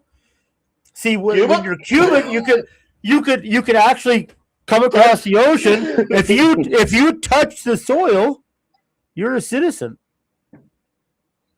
Like everything that has been done to the American citizen, and this is a testament to how patient we are, some of us, and it's also a testament to how many Republican men whose nuts haven't dropped yet. But that's a whole nother story. Don't get me started on that. But the fact of the matter is, we have this massive problem with immigration. I don't think the SAVE Act goes far enough. I think the H1, and I've done shows on this. I've got a bunch of shorts on Spotify addressing this. But the H1B visa is a huge scheme, where they get all these H1B visas in here. They get people from third world countries over here. None of those people work for those companies, though. They have on paper that they're making $100,000 a year. And some of them have as many as 20, 40 workers. You can see it on the H-1B visa application, how much they're making. None of those people ever see an office. Where are those people? Didn't Trump raise the price of the H-1B visa to like $10,000 per application? I think that's a good start. Yeah, I mean, just so it's not that easy like you were talking about. I mean, it used to be like that. Yeah. Had Kamala won, the Democrats had the House and Senate, we'd already have hate speech 100%. But let's vote against Trump and the Republicans this fall. No, brother, no. I'm not saying that at all, not even a little bit. It is a conundrum. It's not even a conundrum. I'm sick and tired of Republicans, especially when they want to get elected, saying, oh, you don't want to rock the boat here. You don't want the Democrats in power, because that's the line of garbage they've been feeding us for quite some time. And it seems to me they are the opposition party, even when they're in power. They're like, hey, you don't want to do anything to rock this boat because you know how crazy the Democrats are. Yeah, but when you get in there, what do you do? What are you doing for us? Again, in past streams, I've said this. I know people who fly MAGA flags but hire illegal immigrants to build and to build out and to deconstruct and to do all these things. I know this. So I'm supposed to sit on my hands. I don't think so. The problem with the Republicans is that they aren't as committed to saving this country as the Democrats are committed to destroying it. And I 100% agree with that. 100%. And man, I've been talking for this has been longer than 2 minutes. The reason for that is because they're a block. They're all committed to destroying. Where we're all living our individual lives. We're not actively grouping up and resisting that. We're just like taking it individually, each one of us. 100%. I think that what we need is strong Republican leadership. Leadership that says, like, we built these systems that basically insulate itself against any like Trump type force that comes in there. Like it does not matter. Like I wanted Trump to be more Trump the second time around. I wanted him in there breaking stuff. But he is. No, he's really not. The system has insulated. If Trump was breaking stuff, all of his recent. No, I mean in a good way, like just shaking it all up, like taking the snow globe and just making the flakes fly. I don't know if we're going to have another person or a personality that is as strong as Trump to get done what needs to be done. And I don't think he has the time to do it. We have people like Thune in there that are slow walking on purpose. Things that will help us. That's why we have to step up as men. We can't rely on other people. We have to do our part, each one of us. And we're doing ours to like some small extent right now by talking about it, and other people can hear us. But everybody's got to step up for that. I mean, if they want to save our country, we have to. This is it. And you have to be vocal. And you can't allow, like I saw that little whiner soy boy beta dude at the forum. You know who I'm talking about. Yeah. And he's all butthurt about not being invited to the his little surrogate Dustin Garlow 2.0 support. I think Dustin shouldn't be allowed to the convention either. I think he should be just kicked out like Port, because they're both the same. Just one's light, one's like Port light, and here lately, I've kind of reconnected with Dustin, and we've had conversations. He's not as far gone as Port is. Like Port is just done. That dude, like there's nothing but soy coming out of that boy. Nothing but. But you look at it, they agree with everything. Talking back and forth. I have friends who are friends with them. And I see them on their page agree, and I'm just like, what are we doing? I don't get it. It. It blows my, and I'm not going to say any names. I'm not going to do that. Sorry, I did. No. I don't care about Porter Garlow. Well, I care about Garlow because I think he does a good job. I actually care about him, but I've tried to talk to him because I think he's cutting his own throat. This is his business, but he's cutting down half his franchise just to make what? You got to be neutral in his job. Like I see these people saying things like ICE agents, because I made the argument that they've always done what they're doing. They just have never met the resistance and then these other people would say, no, they've never been this aggressive. They've never been this blah, blah, blah. And I'm like, yeah, we never had like 20 million people flood our country and be allowed in by Democrats and Republicans. Like you don't get 20 million people to flood your country without there being a uniparty. That does not happen. Like Republicans are complicit in that also. So let's get that straight. Chamber of Commerce too. Chamber of Commerce. 100%. Because they want the work. They want the workers for the businesses. Dude, in my past streams, I've laid that out in blinding clarity that Republicans, especially the Bush-type Republicans, want that cheap labor. It keeps the wages down. I can't scream that loud enough in the minority communities. Dude, they're not helping you. When they were busing in those millions of, well, not millions, but tens of thousands of illegals into Chicago, and they were putting them up in the schools that the kids were supposed to have like extracurricular activity in to help keep them off the street. You didn't understand that then. You didn't understand that, like electing that liberal idiot, that soy boy mayor of Chicago. When you got him in there, he was going to do everything that brain dead Biden told him to do. You didn't understand that. You didn't understand that when they bring those people in, all your services get strained. Everything that you have gets strained, and you don't have a lot. You don't have a lot. Do you remember the Chicago went back with the 80s and 90s, the Chicago Bears? I mean, they were just tough people. They were a solid crowd. They were all workers, hard people. Now look at them. Look what they got. It just drives me nuts, you know? They're cowed. They're cowed now. Like, I'm seeing some glimmers of hope in there. Have you ever watched some of the city council meetings? Yes, I did. I saw that. There are a lot of black people that are standing up. There's this one in particular, this black grandma. Oh, my God, she goes hard in the paint. And I love to see it. But we need more of that. And I saw a couple black guys talking too. You know, they do. They're standing up now. We need much more of that. All right, I bloviated on that point for far too long. Now I'm gonna hit this. I probably should hit a break. Yeah, I want to hit at least 2 per hour. So I don't want anybody dropping me. Leon Francis, Blackbeard Logic, with my good buddy Dan Hager from Hager TV.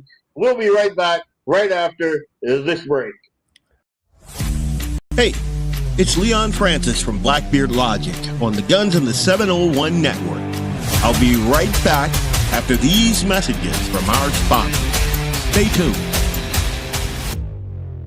LAUER Auto Repair, located at 309 South Washington Street in Bismarck, North Dakota. Give them a call at 701-258-6308. The team of mechanics at LAUER Auto can take care of any problem your vehicle is having. And when you do business with LAUER, you can be assured you're doing business with a pro-Second Amendment, America First repair shop. There are plenty of other auto repair shops in the Bismarck-Mandan area. But why take a chance at patronizing a shop that might not have your beliefs at heart? Make no mistake. Make no mistake. LAUER Auto is your pro-Second Amendment repair shop. When you talk to the guys at LAUER Auto, don't forget to tell them that you heard they are a sponsor of Guns and the 701 and that you appreciate their support of our pro-Second Amendment, pro-North Dakota live stream and podcast. That's LAUER Auto Repair, 701-258-6308.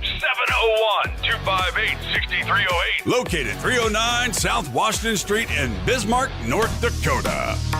I am Leon Francis, and this is Blackbeard Logic on the Guns and the 701 Network. Let's get it.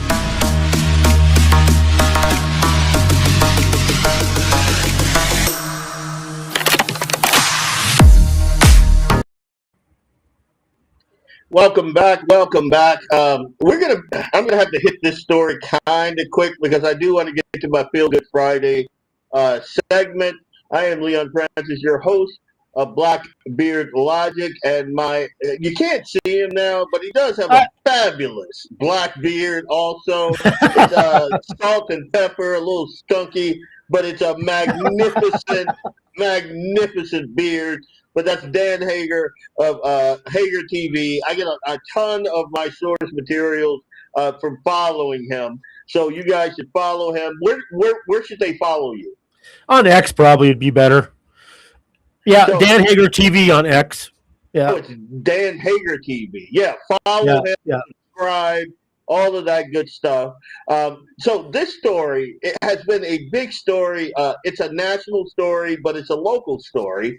And the biggest story in Fargo this week has been the ongoing controversy surrounding the Angela Lip case involving wrongful arrest via facial recognition technology and the police handling of that investigation, along with the interagency disputes. So just kind of give you a little background in case you don't know. I'm positive you do, but just in case, Angela Lip is a grandmother from Tennessee who says she's never visited North Dakota. She was arrested in July 2025 at her home while babysitting by U.S. Marshals.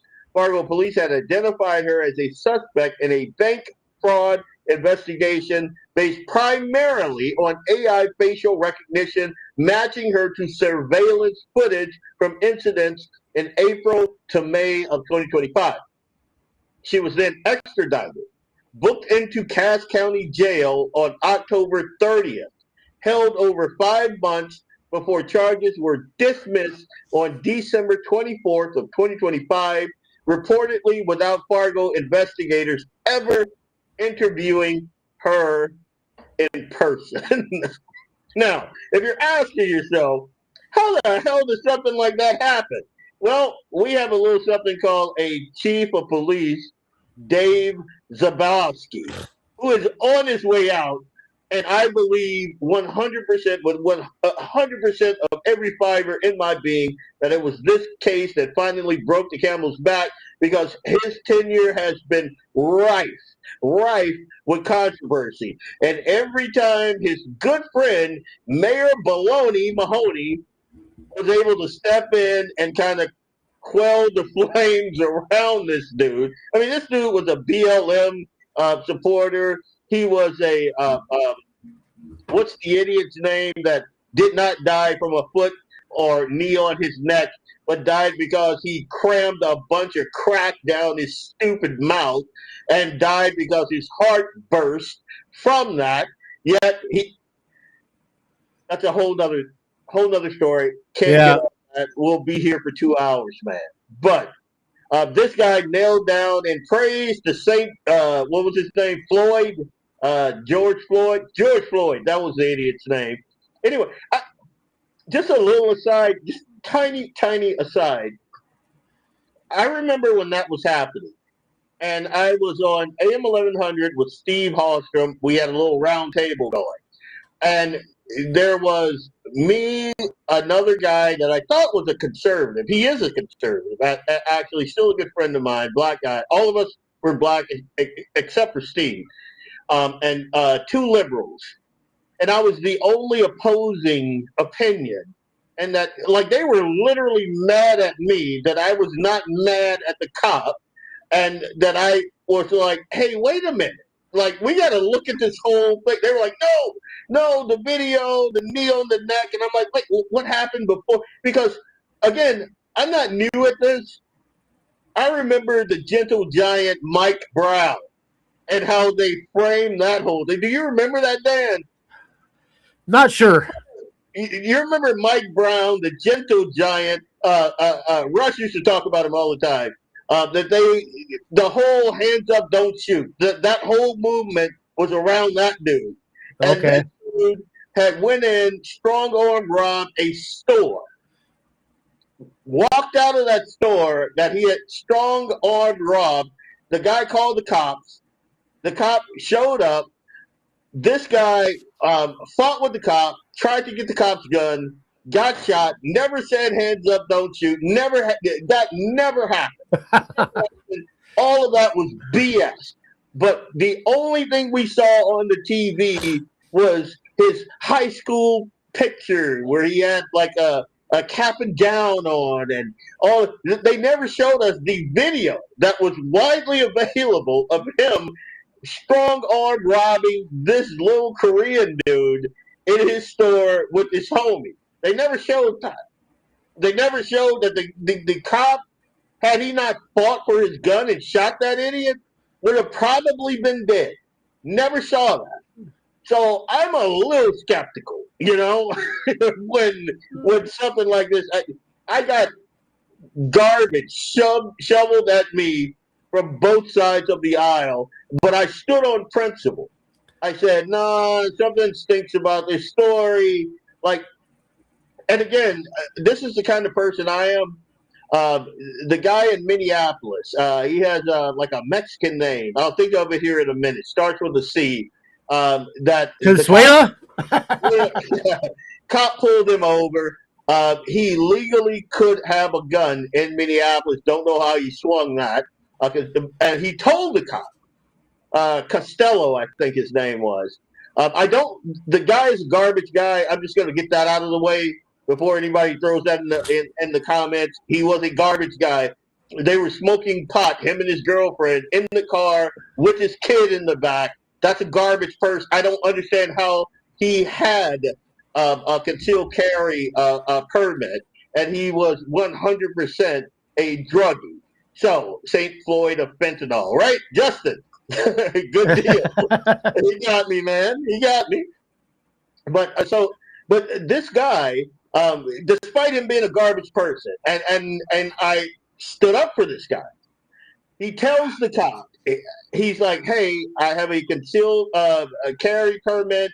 My firearm is right here. And the cop just opens up on it, like just right into the car. Wife is sitting there, kid in the back. Lead, I'm just going to say this, is a lot more harmful to the kid than marijuana. But they end up, this cop aerated this kid. And I'm like, wait a minute. That's not right. So it with me, it's not back to blue no matter who. It's not that. It's individual. Yeah. It is the individual case, and I am not, I think of myself as smart enough not to just go on the whole skin thing. Can you hear me still? Yeah. Yep. Okay. My mic is playing tricks on me. Yeah, I can hear you. Anyway, why is that light blinking there? Yeah, something is. Yeah, I'm going to have you going on tonight. Yeah, I'm going to have you talk for a minute, and I'm going to try to rejigger this before I lose all audio. So, give me 2 seconds, folks. I'm sorry. Yeah, yeah, you can throw me under the bus here real quick. Yeah, I kind of remember that whole situation over there. That's crazy. That George Floyd, that was that was the summer of love, I believe, right? All those riots, all that stuff going on at the same time. It was. That was the summer of love. Can you still hear me? Yep, I can. Awesome. I don't know what's going on here. Why are these lights blinking? Yeah, I better get through this thing, man. Anyway, I said all that, and we're way off of the subject. But here, I'm just gonna play this right now. Let me know if you lose my audio, and that way I can get in there. I'll let you know. Okay, here we go. So. This is Chief Zabolinski, who went on Scott Hannon and said, they didn't do anything wrong. But on March 25th, he went out there and he threw the sheriff's department under the bus. He was like, hey, we didn't know she was sitting in Cass County jail. And we're going to get to that in a minute. He also threw the West Fargo police department under the bus. And he's like, we're not going to use the West Fargo Police Department's AI system. Now, this is after he already had that conversation with Scott Hannon where he said nobody did anything wrong. And then he proceeded to I remember you talking about this. Who spent months behind bars after. He pretty much proceeded to throw absolutely everybody under the bus. Now, I want you to hear this now. This is Sheriff Jesse Johnson. Of the Angela Lips case, a Tennessee grandmother who spent months behind bars after an AI facial recognition system wrongly identified her as a bank fraud suspect. The Cass County Sheriff now pushing back, saying that his office was not responsible for alerting Fargo police that Lips was sitting in their jail. Valley News Team's Ethan Kramer has our story. Fargo police say they didn't know Angela Lips was in custody until December 5th. But Valley News Live obtained an email showing 6 Fargo detectives were notified of her arrest back in July. Wow. Look at that. Wow. Like, Jesse Johnner was like, the hell you are going to throw us under the bus? He got receipts, dude. Right back at you. Earlier, Sheriff Jesse Johnner is speaking out, and he says the fault doesn't lie with his office. That's not something that we do on a regular basis, and I know that kind of sounds weird, but it's not our case. Johnner says after Lips was extradited and booked into his jail on October 30th, Fargo police had more than one opportunity to know she was there. I also know that there was a booking report that was sent out to their agency that had Miss Lips on that particular booking report that was shared with the whole agency. So there are a number of ways that they were alerted. He also points to a regional law enforcement records system where detectives could have set up an alert to be notified the moment Lips came into contact with law enforcement. If an investigator or an agency is interested in a person, they can put that alert in that individual's jacket in that law enforcement management system. And then if anyone comes into contact with that person, then that detective would get notified that there's been contact. Johnner says when it comes to monitoring suspects, the buck stops with the agency running the investigation. At the end of the day, I mean, it's not the responsibility lies with the investigative agency. It's not the West Fargo Police Department. It's not the Cass County Sheriff's Office. So there was no missing persons in this particular case, the Fargo Police Department, or anything like that put on her? Suspects in their case and investigating those appropriately. Lips charges were dismissed December 24th. In Fargo, Ethan Kramer, Valley News Live.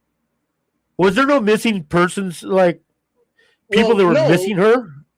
Well, people were missing her, but the federal marshals came in Tennessee. They picked her up. She was babysitting her grandkids. Can you hear me? Yep. You're good. She was babysitting her grandkids. They snatched her up, threw her in jail in Tennessee, held her there. Extradite. They worked with Fargo to get her extradited. Like, you can't just extradite someone from another state. Right, that ain't easy. Like judges signing off on that in communication. So they extradited her to Fargo, and then when when those guys got her in Cass County, contrary to what the police chief said. Jesse Johnner said, "Yeah, we notified like 6 people over there."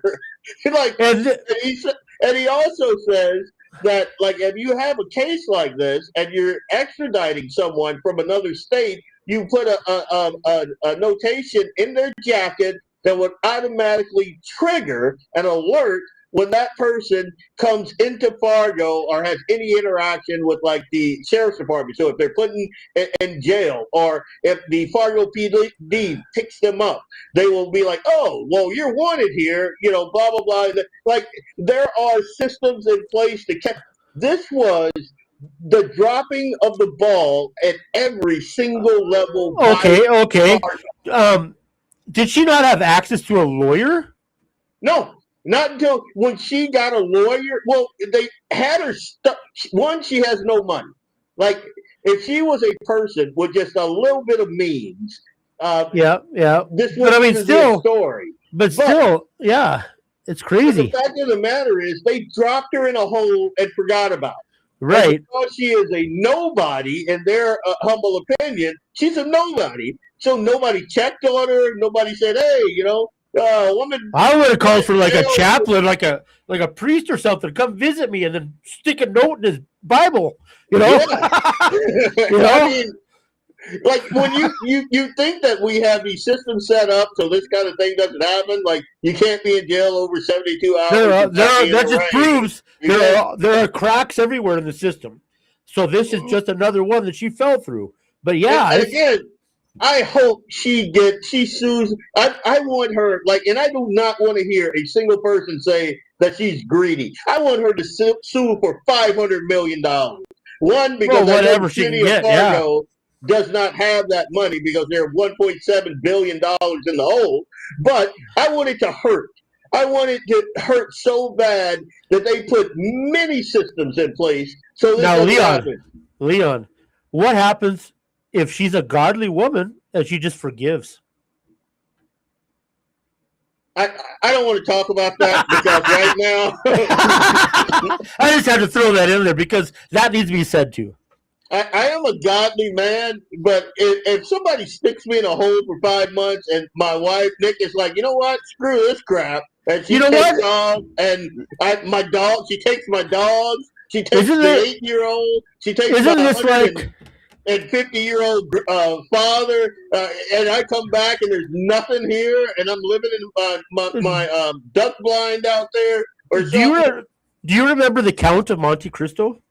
I do, 100%. Yeah, isn't that like this? Isn't that like this? 100%. 100%. Come back with a vengeance. I hope she comes back swashbuckling, man. I want people to hurt behind this. And the garbage thing about it is Zabolinski is out the door. Like, I think he got his little stupid plaque and all that from Mayor Baloney. I think he did all that today. So he's out the door. Yeah, but he'll get hired just down the road. You know, he'll go to Minnesota. Well, the issues that he had here, he had them where he came from. I think it was Wisconsin somewhere. But he had them there. That's why he was out of the door there. And then Fargo was like, hey, we'll take him. Come on. That's the problem I have with the police union. That's, you know, I believe they should be able to be unionized, but they abuse it in that sense because they protect the bad apples. They do. And again, when I made a Facebook post about this, a social media post about this.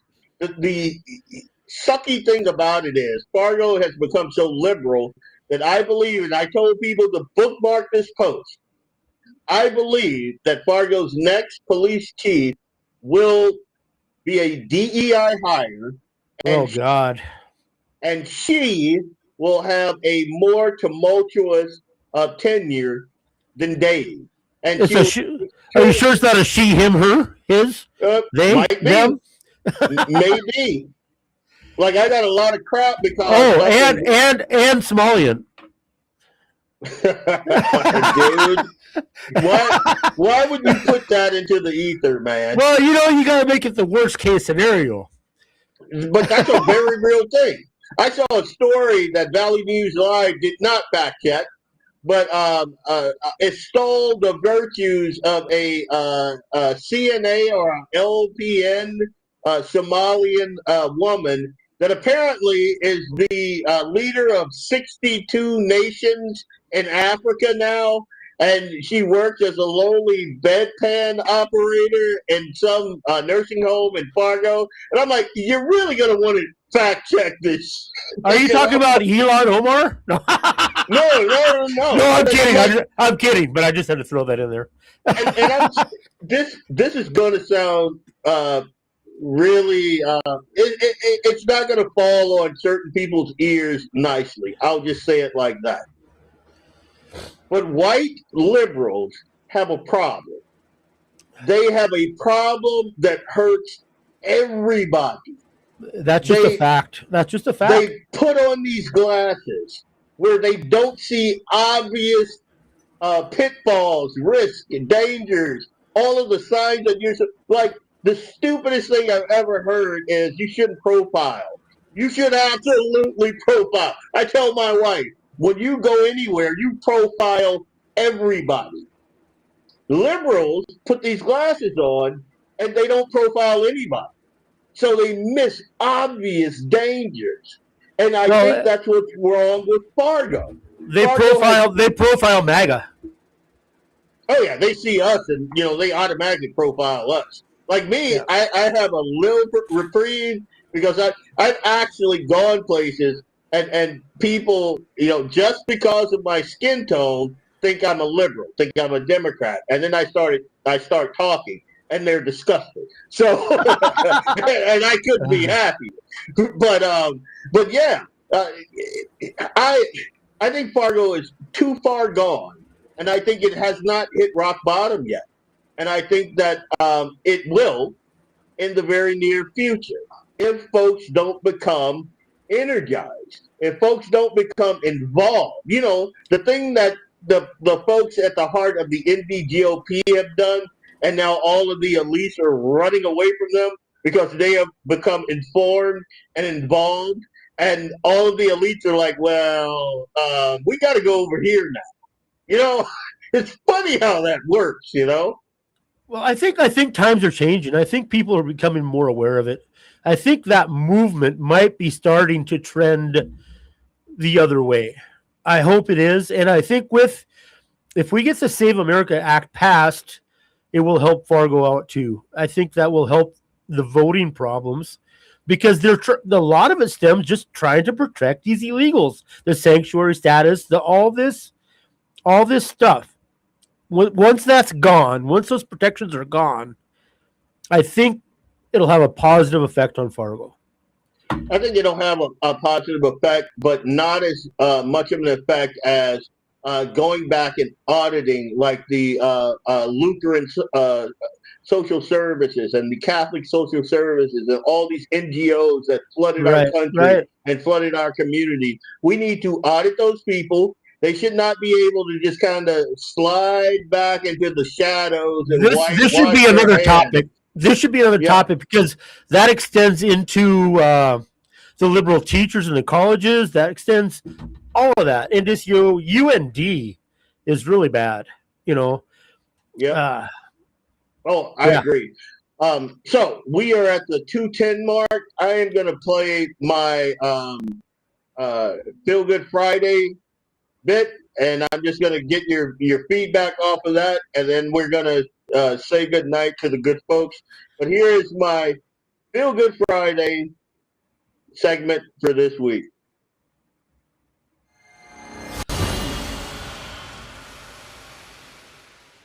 Y'all ever notice how every other country be like, we're French, we're Mexican, we're Jamaican, but America be like, nah, hold up, what kind of an American are you? And I'm like, bro, I'm just American. Same flag, same fries. I like his hat. Same problem. That's a damn nice hat. I figured you would like that hat. But yeah, I threw that in there because a lot of folks don't understand what it takes to be American. Like we look at the mainstream media, and they'd have you thinking that Alex Preddy is an American, or what's that other idiot's name? They got air-rated for being an idiot. I forget her name. But yeah, the one that got hit by the vehicle. Yeah, I can't think of her name. Yeah, they would call those guys Americans. I don't. The people that I believe are the heart. No, that's what you call a peaceful protester. The folks that I would call the salt of the earth, the folks that make America run, are guys like that. The guys with calluses on their hands. You never see them at a protest because they have jobs, they have families to look after, that they actually love and look after. The men and women that are out there actually making America run and then getting taxed to the hilt so that idiots can go out there and protest and claim disability for X, Y, and Z, and they can also be out there protesting. Like they're out there like burning American flags and doing all of this god awful stuff and setting our country back. Those are not Americans. Americans come in like every hue, every ethnicity, every genre. And most of them, if you sit down and you talk to them, you'll find out that they're closer to that guy. You want to know a good example of that? Remember the Rodney King riots? Remember the most patriotic people during that? Mm. It was what was it? The Koreans or the rooftop Koreans? Yeah, yes. I remember that. The rooftop Koreans. They had ARs and everything up there protecting their businesses. 100%. Like they were Kyle Rittenhouse before Kyle Rittenhouse was a thought in his daddy's eyeball. that was more American than anybody else in that city. 100%. 100%. And I want to leave you guys with that thought. We are about to hit the 250th anniversary of this great country of ours. Don't let anybody run it down. This is a great country. I love it. I love raising my kid here. I love being here. I would not want to be in any other country except for here. And the reason I say that, and I've had these conversations online, but the reason I say that is without all of the trials, tribulations, and turmoils, mostly caused by Democrats who are demonic spawn of Satan, but that's neither here nor there. Even with all those trials, even with slavery, even with we're on stolen land and all of that stuff, this is the best place to be on the planet because everybody who is drawing breath right now wants to get here. So stop running it down. Stop we need doing to get that. Yep. We need Make to get America great. Yep. I'm sorry, I cut you off. What were you going to say? I was just saying we need more people to wake up, stand up, and just talk with each other and actually listen to each other. That way you can have a conversation and then it hashes out. You get to that objective truth through conversation. And you see the way Dan brought that right back around, objective truth. I love it. And we're going to leave with that. God bless. Good night. This is Leon Francis, Blackbeard Logic, with my good friend Dan Hager of Dan Hager TV and the magnificent beard. This dude that you can't see right now. We're going to work on that. I'm a disembodied voice. You're a disembodied. God bless.